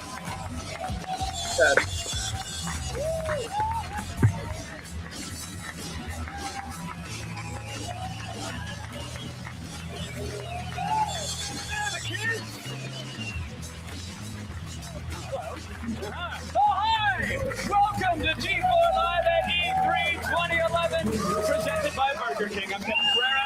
Joining me today, the very lovely Candace Bailey, the always lovely Morgan Webb, and the devastatingly lovely Adam Sessler. Oh, you're such a liar. Beautiful. We are coming to you live from the Los Angeles Convention Center, and believe it or not, we have 5 hours of coverage today. 5! Yes. 5 hours of It's like live a marathon, coverage. So expect someone to vomit or sing or something. Or both. G4 is the exclusive broadcast partner of E3, and this is the only place you'll see live coverage from the show floor. All day long, we'll have live demos of the show's biggest games right here on our stage. You'll see the latest from Bethesda, creators of Fallout 3. Get ready for an exclusive look at the Elder Scrolls V Skyrim. I'm ready. Plus, Nathan Drake is back in Uncharted 3 Drake's Deception. Find out what's in stores for everyone's favorite treasure hunter. And later, you do not want to miss the shooter that might make you want to upgrade your PC. Yet again, it's EA's Battlefield 3. Hi, this is gaming's biggest week. It's our Super Bowl, our Kwanzaa, and our Flag Day, all rolled into one big burrito that tastes good. That means, I'll interpret that for you, it's all hands on deck. We've got the floor covered from every angle, and here is what's coming up.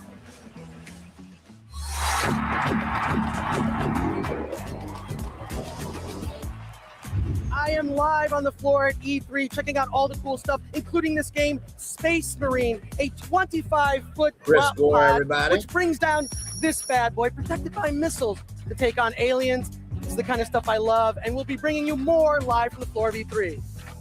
So.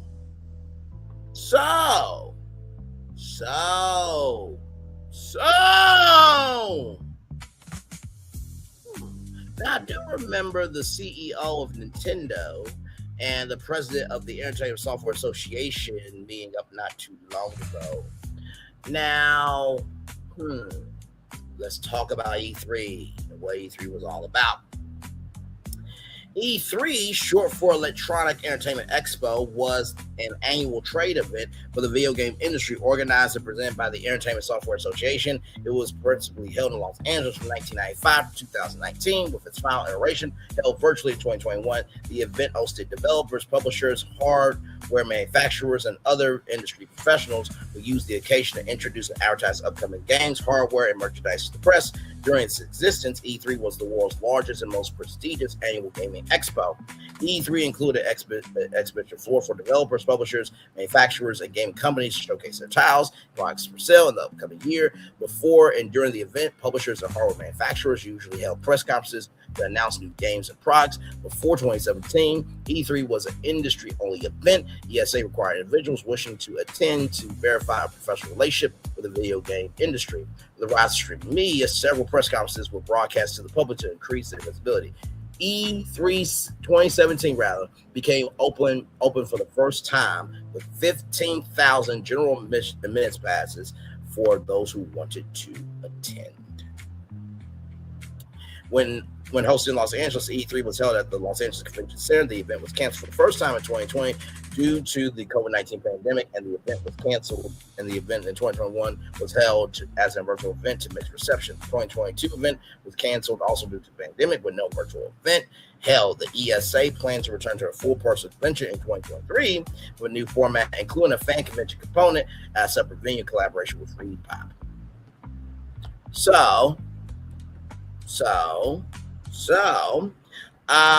In February 2025, ESA announced the Interactive Innovation Conference, ICON, as a spiritual successor to E3. The first edition was held in April 2026, and I did not hear one damn or ish about it. So, you're probably thinking, Braylon, where is all this leading to? If NBC Universal could buy 10 games and get into the video game industry, and they could bring back G4 and talk to the Entertainment Industry Foundation, could they own E3 and make it a G4, the signature event for the G4 network? Could E3 and G4 be coming back? Could E3 and G4 be coming back? Could E3 and G4 be coming back? Of course it can. Of course it can. And I do believe, of course, it will. Now, let's get to it here, okay? Here we go. I'll take you off long enough here. Now, remember, I told you guys about this here. Funko Fusion, 10 games. Funko and Universal, right? Universal licensed out the characters to 10 games and Funko, right? So, let's get to the pitch. Here we go.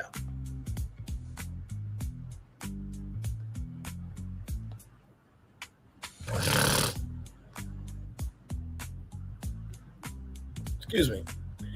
Based on this article, create the brand plan, game plan, marketing plan, social media plan, logistics plan for NBC Universal to buy 10 games, based on them allowing 10 games to use Universal characters for Funko Fusion.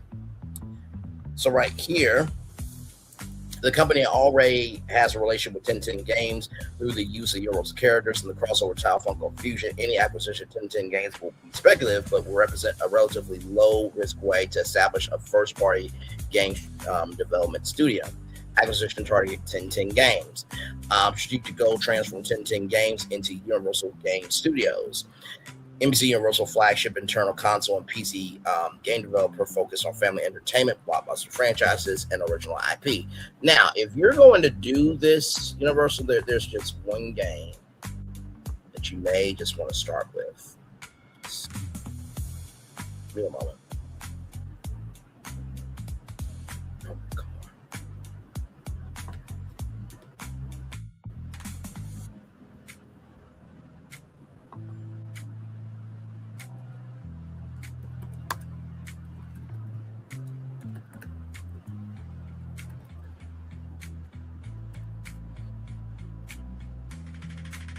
I don't know if anybody remember this game.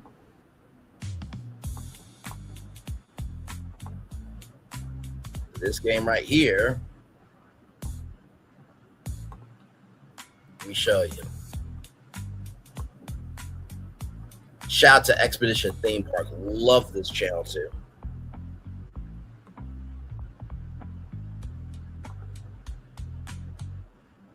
Theme park video games go back a long way. From classics like Theme Park to Roller Coaster Tycoon and Adventures in the Magic Kingdom, which would Planet Coaster as well. Inspire not just one of the worst theme park games ever, but one of the worst GameCube games at all. Luckily, it was slightly redeemed in a remake. Let's take a look at Universal Studios Theme Park Adventure. Welcome to Universal Studios. I'm Woody Woodpecker. I'll be your guide today. Bring that game back. Now, they said that it was a revival of the game.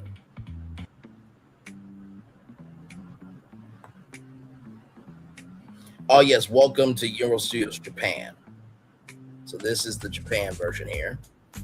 Welcome to Universal Studios Japan was released in Japan only on the PlayStation 2 in September 2003. It featured a complete remake of the game with new graphics, mini games, and controls. It was now fully 3D, and players could explore the updated park, which was much more graphically pleasing than the original version and featured a much more fleshed out park. It even had a map that worked and a much larger play area. Let's continue on. Shout out to Expedition Theme Park, for real.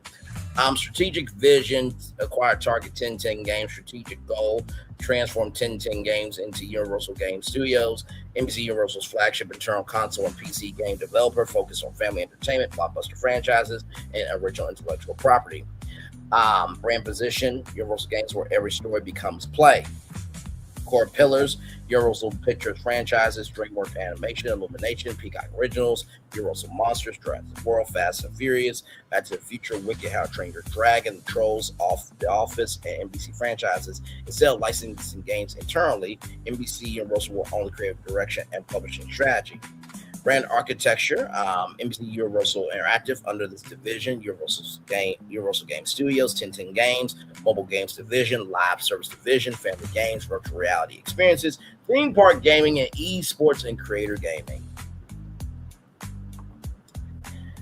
Did you say Esports Gaming? I mean, shall I go back to my own question? Together so that we're not having to do a big independent outside study to figure out what those desires will be. Customer's never wrong, right? Unless they say we hate their team. Then yeah, wrong. Esports and career gaming. They're rarely wrong, but if you read X comments, you might see that sometimes they're wrong. Maybe you disagree a little bit. We do love audience participation. We certainly are encouraging that as much as possible. So let's take a question from our virtual audience from the Q&A box. Braylon asked, with Super Nintendo World opening at Universal Epic Universe, would primetime Nintendo e-gaming tournaments ever come to NBC Sports or Telemundo? Back to here.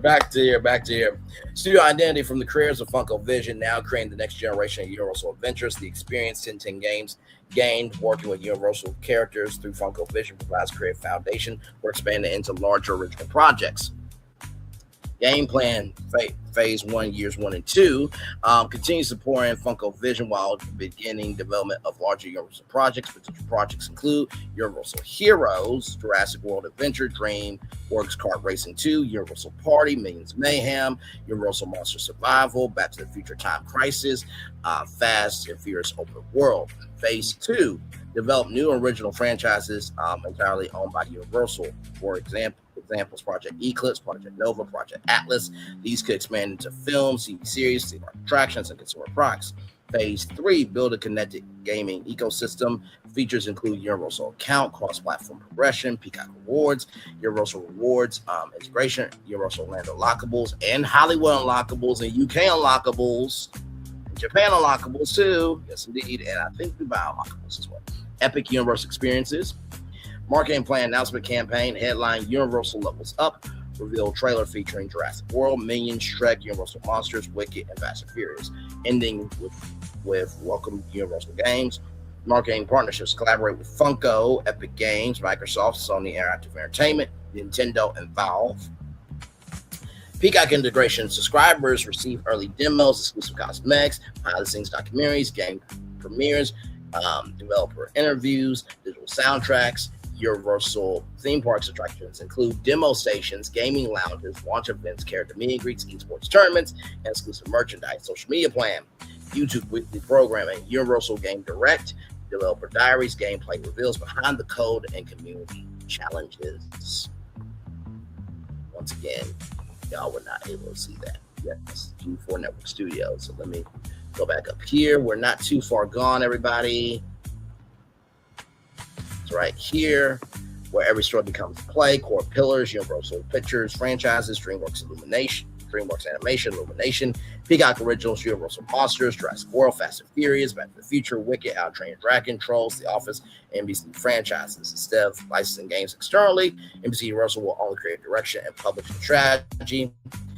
Brand architecture, NBC Universal Creative under this division, Universal Game Studios, 1010 Games, Mobile Games Division, Live Service Division, Family Games, Virtual Reality Experiences, Gaming, and Esports and Creator Gaming.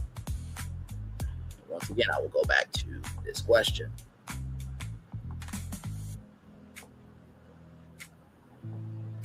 certainly are encouraging that as much as possible. So let's take a question from our virtual audience from the Q&A box. Braylon asked, with Super Nintendo World opening at Universal Epic Universe, would primetime Nintendo e-gaming tournaments ever come to NBC Sports or Telemundo? Very interesting question. I guess what Moving on. From the creators of Funko Vision, now creating the next generation of Universal Adventures, the experience 10 games gained working with Universal characters through Funko Vision provides a great foundation for expanding to larger original projects. Phase 1, years 1 and 2, continues supporting Funko Vision Fusion while beginning development of larger Universal projects. Potential projects include Universal Heroes, Jurassic World Adventure, DreamWorks Kart Racing 2, Universal Party, Minions Mayhem, Universal Monster Survival, Back to the Future Time Crisis, Fast and Furious Open World. Yes, indeed. There. Phase 2, develop new original franchises entirely owned by NBC Universal.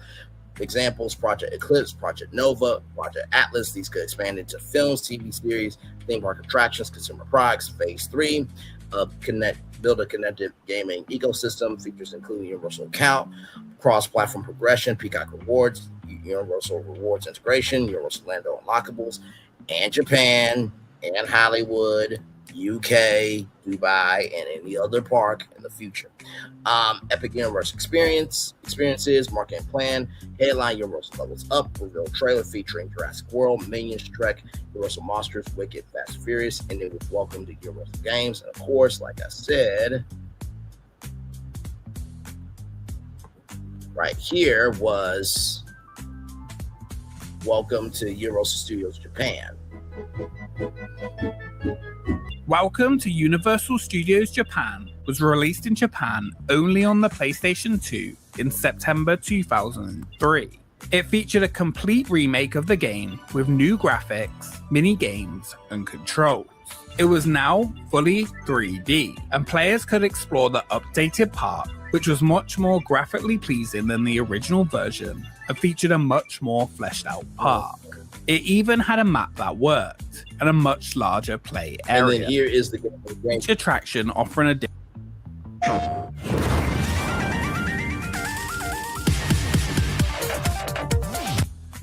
different game. The performance of the GameCube is fully brought out, and the beautiful graphics and powerful sounds will impress you. The inside of the park has been faithfully reproduced, and people who have visited and who have not. Yeah. Let's continue on. Ending with Welcome to Universal Games. Marketing partnerships collaborate with Funko, Epic Games, Microsoft, Sony Interactive Entertainment, Nintendo involved. Peacock integration subscribers receive early demos, early exclusive cosmetics, behind-the-scenes documentaries, game previews, developer interviews, digital soundtracks. Universal theme park attractions include gaming lounges, launch events, character meet and greets, esports tournaments, and exclusive merchandise. Social media plan, YouTube weekly programming, Universal Game Direct, developer diaries, gameplay reveals, behind the code, community challenges, TikTok, content strategy, character trends, speed runs, fan creations, developer reactions, theme park crossovers, Instagram focus on concept art, character reveals, studio culture, motion graphics, and cosplay. Twitter, daily updates featuring patch notes, live Q&As, polls, community feedback, and launch countdowns. Discord, official community with beta testing, feedback channels, developer chats, fan art, contests, and mod support. And of course, Reddit will be a part of that as well. Creator program, partner with Twitch creators, YouTube gaming creators, family gaming influencers, speedrunners, cosplayers, and also pop culture commentators as well. Benefits: early access, preview events, creator merchandise, Universal Studios invitations. Logistics plan: Universal Games Studios, possible locations, or Los Angeles, Orlando, existing 10 Games offices in the United Kingdom. Oh my God, that says the United Kingdom? Oh my God, is it? Wait. Universal is building a park in the United Kingdom.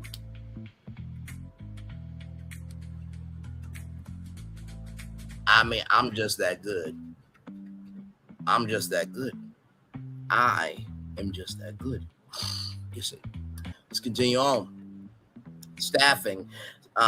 Expand to include AAA, AAA engineers, narrative designers, AI programmers, cinematic teams, live service specialists, multiplayer infrastructure engineers, technology, adopt Unreal Engine 5, motion capture, virtual production, cloud development, cross-platform tools, publishing pipeline, annual release cadence, 1 AAA tile, 2 family tiles, 2 mobile tiles, ongoing live service updates, seasonal downloadable pack, cross-division collaboration, coordinate game launches with Universal Pictures film releases, DreamWorks animation premieres, Peacock Originals, Universal Products and Experience merchandise, Universal Destinations and Experience theme parks. This approach allows every major franchise launch to become a coordinated entertainment event spanning film, streaming, games, consumer products, and theme parks. Strategic benefits: if NBC Universal pursues gaming after the spinoff, acquiring studio like 1010 Games will provide an experienced development team already familiar with Universal IP through Funko Fusion, while requiring a much smaller investment than purchasing a major publisher. It will also give NBC Universal an in-house foundation for expanding interactive entertainment alongside its film, streaming, and theme park businesses. This remains a hypothetical strategy. Reuters reports that only NBC Universal is exploring opportunities in gaming, not that talks with 1010 Games are taking place. Now, Funko has been going through it, right? Come on. Did I not do my job? Did I not do my job? Once again, anybody that's questioning why I'm doing this, Funko 1010 Games of Universal. Funko 1010 Games of Universal. Funko 1010 Games of Universal. Moving on. Now, Funko has been struggling to figure out how to make money. Well, if you're going to buy 1010 Games, the main Funko Fusion, I think it would make sense for Universal to buy Funko. Because merchandising is the back. Let's get to it. So, this is a hypothetical, okay? NBC Universal and Funko mission: create the world's most connected entertainment ecosystem where every movie, television series, game, theme park, attraction, streaming event, and live experience becomes collectible. Brand promise: collect every story. The acquisition would transfer Funko from a primary collectibles licensed collectible company into NBC Universal's global consumer products and fan engagement engine. Now, I would not lose those licenses of the other companies because that is still money that you can utilize to put into NBC Universal. Just keep it up. So, new brand plan, new division, NBC Universal Fan Products Group. Business units will include Funko, Loungefly, Mundo, digital collectibles, premium statues, theme park merchandise, career merchandise, and limited edition studios. Brand architecture, NBC Universal, so Universal Pictures, Universal Television, NBC, Bravo, Peacock, Sky, Telemundo, Universal Destinations and Experiences, Universal Games, okay, 1010 Games, Funko, Pop, Bitty Pop, Soda, Loungefly, Mundo, Premium Collectibles, Fan Membership. Strategic goal: every NBC Universal franchise receives a coordinated strategy across film, television, streaming, video games, theme parks, consumer products, live events, and collectibles. Game plan: if NBC Universal also expands into game publishing, Funko becomes a central merchandising and fan engagement partner. Year 1, large collectible lines tied to Jurassic World, Wicked, Minions, Shrek, Fast and Furious, Universal Monsters, The Office, Saturday Night Live, and Bravo personalities, and Peacock Originals. Yes, everybody, you'll be thank you, good sir. You'll be able to get a Portia Williams Funko Pop. Okay, so all the Bravo fans out there. All right, moving on. Year 2, integrate collectibles with gaming. Examples: Universal Rewards unlock exclusive Funko Pop figures, digital avatars, gaming cosmetics, theme park perks. Year 3, expand Funko into interactive entertainment potential initiatives: Funko mobile games, Funko creator platform, digital collecting app, mixed reality collectibles, augmented reality treasure hunts in Universal theme parks. Campaign: collect the universe. Every major release becomes a multimedia campaign. Example: new Jurassic World film launches with movie premiere, Peacock behind the scenes special, today NBC Today interviews, Sky promotional events, Universal Orlando attraction updates, Funko Pop collection, video game content, and live fan events.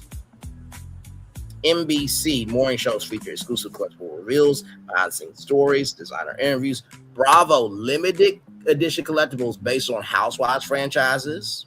Below Deck, Vanderpump Rules, and Top Chef. Peacock subscribers receive early purchase windows, exclusive collectibles, live shopping streams, collector documentaries, behind-the-scenes production content.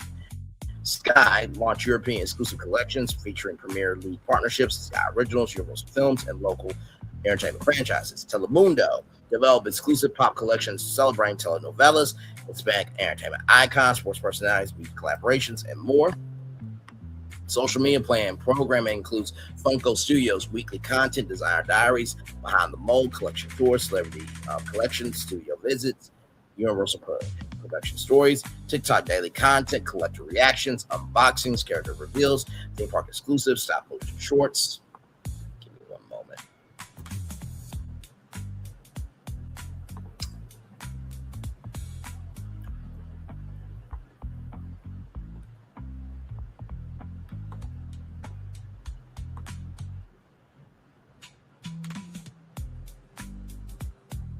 Okay, we good. Give me one moment there. To do collector reactions, unboxings, character reveals, theme park exclusive, non-stop motion shorts. Instagram focus on product photography. Our spotlights, limited editions, movie tie-ins, convention announcements. Twitter daily updates featuring product announcements, convention news, limited edition countdowns, live event coverage. Discord community features, collector clubs, beta merchandise feedback, digital rewards, community votes, designer Q&A sessions. Career program partnered with toy reviewers, pop culture influencers, yours truly, theme park creators, movie reviewers, gaming creators, cosplayers, comic book personalities. Benefits early product access, studio tours, convention invitations, product collaborations, exclusive creator, exclusive collectibles. Logistics plan. Headquarters maintain Funko's existing headquarters while establishing satellite creative teams in Universal City, California, Orlando, Florida, and London to support Sky European operations. Manufacturing expand production capabilities with regional fulfillment hubs, sustainable packaging, faster global distribution, AI-assisted inventory forecasting. Theme parks create permanent Funko experience retail destinations at Universal Orlando Resort, Universal Studios Hollywood, Universal Studios Japan, Singapore, Beijing Resort, and Kids Resort. Features could include build your own pop, attraction exclusive figures, character customization, digital scanning experience, and arts demonstrations. All right, my friend, much love. I'm almost done here. You know what's interesting? Universal could use a new theme park, or they could use a new land inside theme park. Funko World.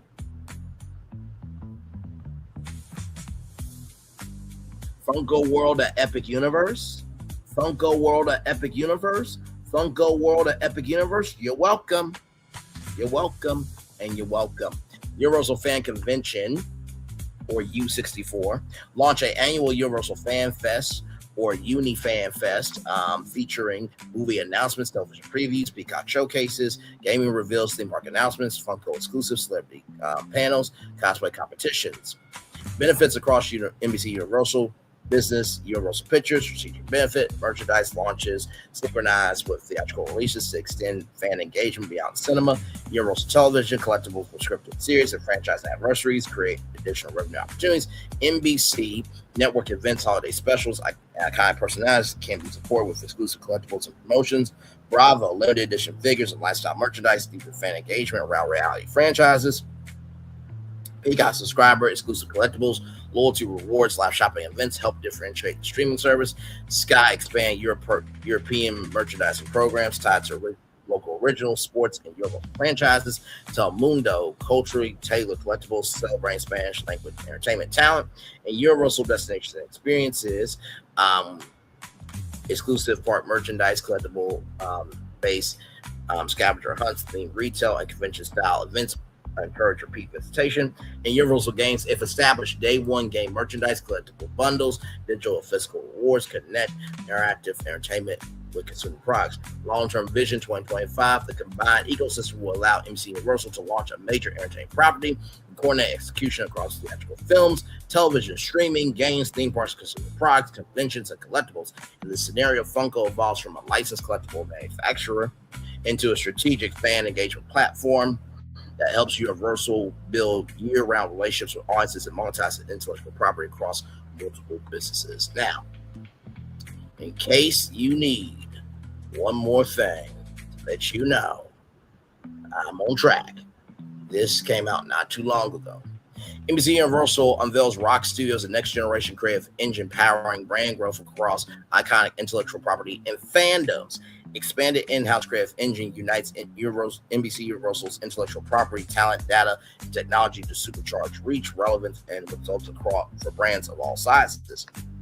That's Rock Studios right there. This came out June 22nd, so not too long ago. NBC Universal unveiled Rock Studios, the evolution of its award-winning in-house creative engine, powering the most culturally resonant brand work that connects marketers to content creators and moments that matter most. With a portfolio anchored in the world's most powerful sports, influential entertainment, and cultural properties, Rock Studios transforms media investment into integrated experiences, pairing unmatched reach with cultural relevance to deliver measurable business impact for brands of all sizes. For years, brands were forced to choose between storytelling and performance, but now the winning formula relies on creative that is contextually aligned, culturally relevant, and designed to perform against unrivaled reach. Rock Studios is built for this new reality, bringing together iconic intellectual property and talent, cutting-edge creative data and technology into a single unified offering that helps brands of all sizes, all moments, leverage our highly passionate fandoms, and extend engagement across platform and deliver results at every stage of the funnel. Karen Kovacs, president of advertising and partnerships at NBC Universal. Rock Studios expanded capabilities. With its expanded offerings, Rock Studios provides advertisers creative solutions across 4 capabilities: integrated sponsorships and experiences, custom creative solutions, talent and creators, and branded entertainment. Designed to work independently or together, Rock Studios affords brands flexible and bespoke ways to activate across NBC Universal's ecosystem.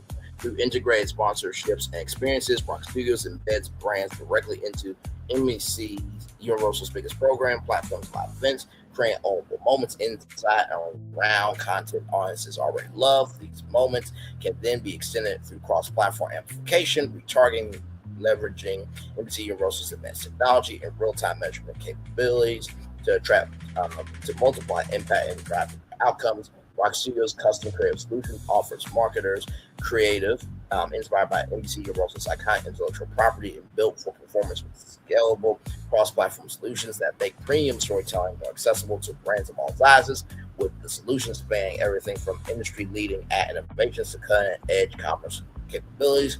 Rock Studios is helping advertisers create, scale, and activate, and scale high-impact campaign creative without sacrificing creative ambition. NBC Universal's expansive ecosystem is home to some of the most sought-after talent creators in the industry. Rock Studios provides unprecedented access. The team connects brands with trusted voices audiences are deeply connected to, pairing NBC Universal talent and creators with white glove campaign support, scaled distribution, and storytelling designed to feel authentic to fandom and culture. And with its branded entertainment offering, Rock Studios develops original programming and experiences with audience entertainment at the center. The team builds cultural defined content, live experiences, and new intellectual property. Brands play a meaningful role in the story rather than simply appearing around it, turning cultural events into measurable results. With nearly 2 decades of collective experience and creative excellence, Rock Studios is already helping brands move beyond advertising to become part of the cultural moments audiences care about most in driving results that extend far beyond a single activation. Through a fandom-first approach, Rock Studios leverages the full strength of NBC Universal's powerhouse portfolio to connect brands to the right audiences with culturally relevant, creative, and then scales that impact across every touch point, from content to streaming to social, live experiences, talent, commerce. By pairing unmatched reach with deep relevance, our creative becomes a multiplier, turning individual moments into sustained engagement and measurable business outcomes. Recent partnerships with leading global brands demonstrate the power of that model in motion. Unilever and BravoCon 2025. Rock Studios BravoCon 2025 partnerships with Unilever underscored the power of turning fandom into full funnel commerce-driven impact. For Unilever, Rock Studios created a unified talent-led platform by pairing 5 beauty brands with iconic Bravo talent, generating over 300 million cross-platform engagements and driving plus 49% greater message memorability alongside measurable gains, including plus 19% lift in ad memorability and plus 11% increase in organic brand interest.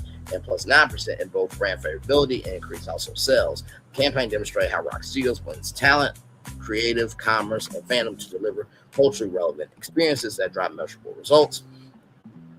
Milan, darling, Milan. Going into 2026 Olympic Winter Games, Delta Airlines and NBCU Universal. Ahead of the Winter Games, Delta partnered with Rock Studios to activate across NBCU Universal's cross-platform ecosystem, driving fan connection across sports, culture, and entertainment, and reinforcing its role as the official airline of Team USA. The partnership delivered measurable impact with 2-time sponsorship association and significant lifts in brand perception, including plus 19% in recall and plus 30% in opinion. It also drove meaningful gains across key attributes from premium perception to relevance with culturally connected audiences. City plus the Today Show, the City Today concert series partnership further demonstrates how Rock Studios continues to transform tempo programming into measurable business impact, delivering nearly 20 hours of on-screen brand exposure across linear, digital, and social by pairing premium content with cross-platform creative and talent integration. The campaign drove significant lifts across the funnel, including plus 44% in brand favorability. That's almost 50% of brand favorability. Plus 29% consideration intent, and plus 25% recommendation intent, reinforcing the power of culturally relevant fan-first storytelling to move both perception and performance for partners. Coffee Mate and Love Island. Coffee Mate's partnership with Rock Studios with Love Island production team for Love Island Season 7 underscores the studio ability to turn cultural integration into measurable business impact. During Season 7, Coffee Mate's campaign significantly shifted brand perception, delivering 92% favorability and 93% consideration intent, showcasing how Rock Studios' culturally resonant storytelling can reshape brand perception and drive real-world action. These results underscore a clear shift when brands align with relevance and authentically integrate into fandoms. I'm sorry, y'all.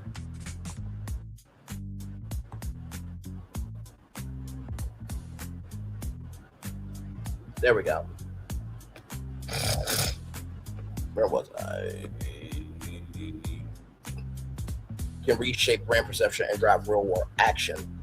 These results underscore a clear shift when brands align with relevance and authentically integrate into fandoms. Audiences love, they drive stronger engagement, deeper connection, and measurable business outcomes.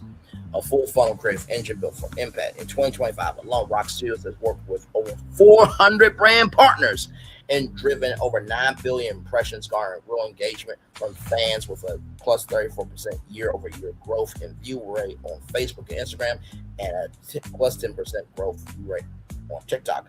To date, Rock Studios' work has also been recognized for more than 300 industry awards in the last 3 years, including Cannes Lions, Video Entertainment, and Gemma, North American and Global, among others. And now, ladies and gentlemen, I will play this video so you can understand what Rock Studios is all about. If you understand the moves that are happening around you, you'll understand what you're seeing in front of you. If you understand the moves that are happening around you, you'll understand what you're seeing in front of you. If you understand the moves that are happening around you, you'll understand what you're seeing in front of you. Rolling.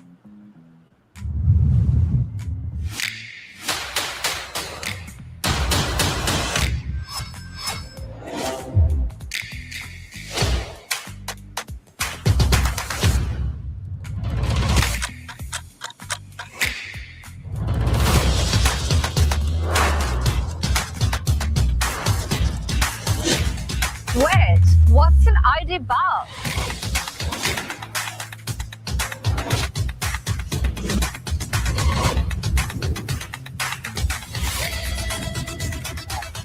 Peppermint mocha. Yes. Hershey's is bringing one of the sweetest holiday traditions to life.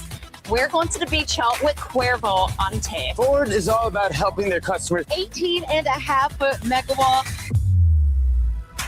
All the passion, all the magic. I'm thankful to have a friend like you. He bought in an all-pro? Jake from State Farm. Oh, this is a Pepsi commercial. Very nice. Nice cans. I'm gonna eat you. Sabi Telemundo quieren invitarlas al Mundial es Nuestro. Did we seriously run out of everything? Salute to summer. Let's turn this thing all the way on. Come on. The State Farm Bravo Hood is back. We're celebrating a season of scares with a 1-hour special about all things Halloween. Schwarzkopf lets me handle everything at home. These Wendy's sauces are so iconic. Wait, you can't forget a condiment.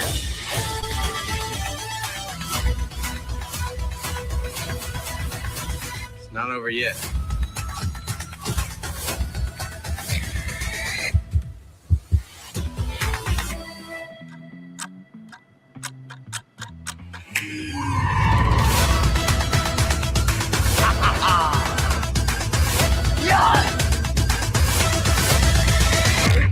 This is going to be fun.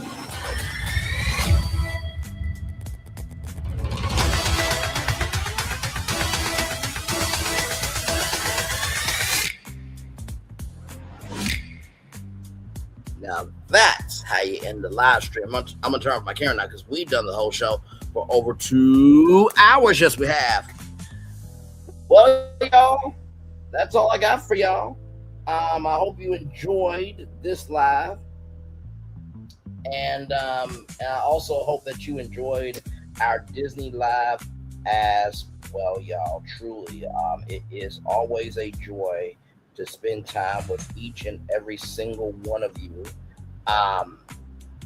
You know, like I said, everything that I said tonight about G4 Network Studios coming to Universal Orlando Resort and NBC Universal getting into video games and specifically buying 1010 games is a Braydiction, okay?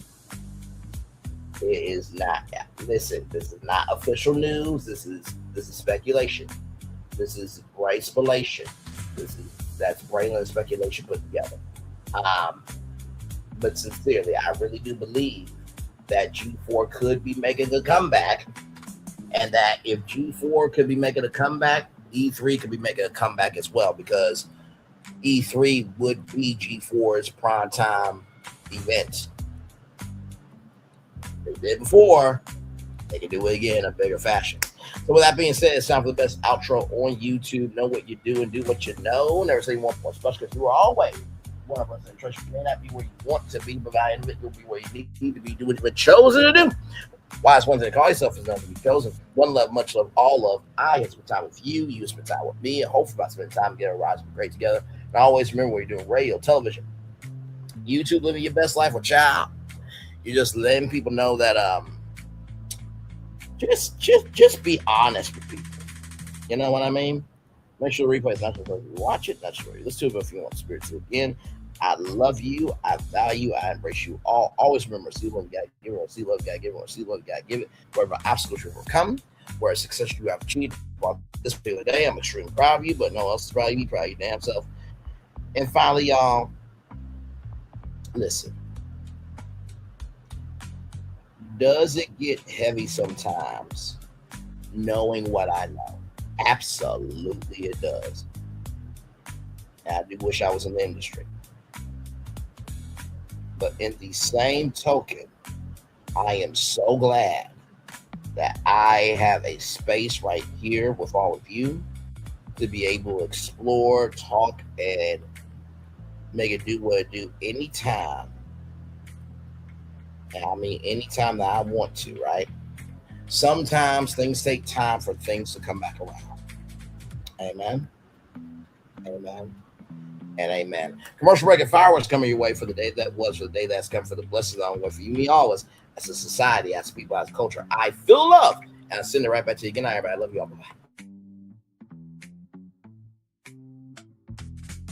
Looking for the Daily Mover, it was during our 6 o'clock show. All right? Love you all. Bye-bye. Once again. I thought I should tell you they've been talking about you. Yeah, they've been talking about you.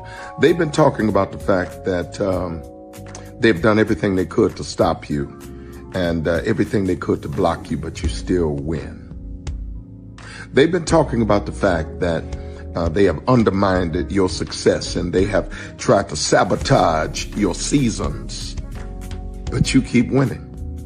They've been talking about the fact that even though they don't like each other, they get together to try to kill you, but you keep winning. They've been talking about the fact that you were voted least likely to succeed, but like cream, you keep rising to the top. They've been talking about how they tried to burn your world down, but like the phoenix, you rose from the ashes. They've been talking about you. And you know what they say? Oh, she's just lucky. He's just lucky. But no, you ain't lucky. You're anointed. You got something on you. You got favor on you. You got power on you. You were born to win. Now they can call it luck, but it's grace. They can call it luck, but it's favor. But whatever they call it, it doesn't matter, because you know what God calls you? Do you know what God calls you? A winner. I thought I should tell you they've been talking about you. Yeah, they've been talking about you. They've been talking about the fact that they've done everything they could to stop you and everything they could to block you, but you still win. They've been talking about the fact that they have undermined your success and they have tried to sabotage your seasons, but you keep winning. They've been talking about the fact that even though they don't like each other, they get together to try to kill you, but you keep winning. They've been talking about the fact that you were voted least likely to succeed, but like cream, you keep rising to the top. They've been talking about how they tried to burn your world down, but like the phoenix, you rose from the ashes. They've been talking about you. And you know what they say? Oh, she's just lucky. He's just lucky. But no, you ain't lucky. You're anointed. You got something on you. You got favor on you. You got power on you. You were born to win. Now they can call it luck, but it's grace. They can call it luck, but it's favor. But whatever they call it, it doesn't matter, because you know what God calls you? Do you know what God calls you? A winner. I thought I should tell you they've been talking about you. Yeah, they've been talking about you. They've been talking about the fact that they've done everything they could to stop you and everything they could to block you, but you still win. They've been talking about the fact that they have undermined your success and they have tried to sabotage your seasons, but you keep winning. They've been talking about the fact that even though they don't like each other, they get together to try to kill you, but you keep winning. They've been talking about the fact that you were voted least likely to succeed, but like cream, you keep rising to the top. They've been talking about how they tried to burn your world down, but like the phoenix, you rose from the ashes. They've been talking about you. And you know what they say? Oh, she's just lucky. He's just lucky. But no, you ain't lucky. You're anointed. You got something on you. You got favor on you. You got power on you. You were born to win. Now they can call it luck, but it's grace. They can call it luck, but it's favor. But whatever they call it, it doesn't matter, because you know what God calls you? Do you know what God calls you? A winner. Good evening. My name is Mark Woodbury. I'm the chairman and CEO of Universal Destinations and Experiences. Well, we're finally here. Tomorrow we begin a new chapter at Universal Orlando Resort as we open Epic Universe. We've built this place for you. I want to thank you, our fans, for your love of our stories, characters, and immersive experiences that inspired this incredible place. Epic Universe represents over 8 years of meticulous planning, immense creativity, and innovation, combined with unmatched craftsmanship and operational excellence on the part of thousands of people who have brought to life the stories and characters that live beyond each of Epic's portals. But it represents so much more. Your love of Universal and the deep connections we've shared together here in Orlando over the past 30 years inspired us to dream bigger and to push the boundaries to create something extraordinary for you and for generations of fans and families to come. And tomorrow, as we open Epic Universe, I can't wait for you to experience this place for yourself. Now it's your turn to step inside, to lose yourself, and to share this place with the ones you love most. As we open this park, we hope your world becomes a little more epic. Tomorrow, Epic Universe becomes yours.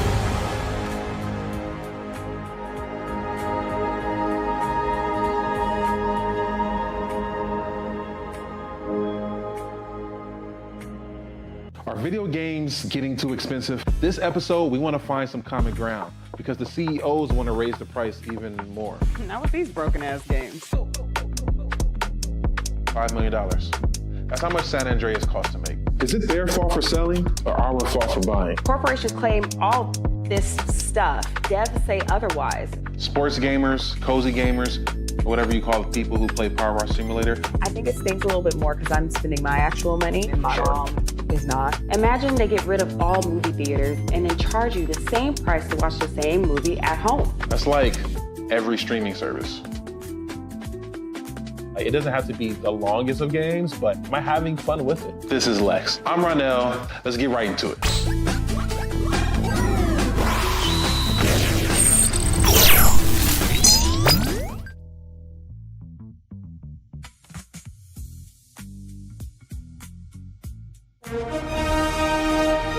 Prepare for a journey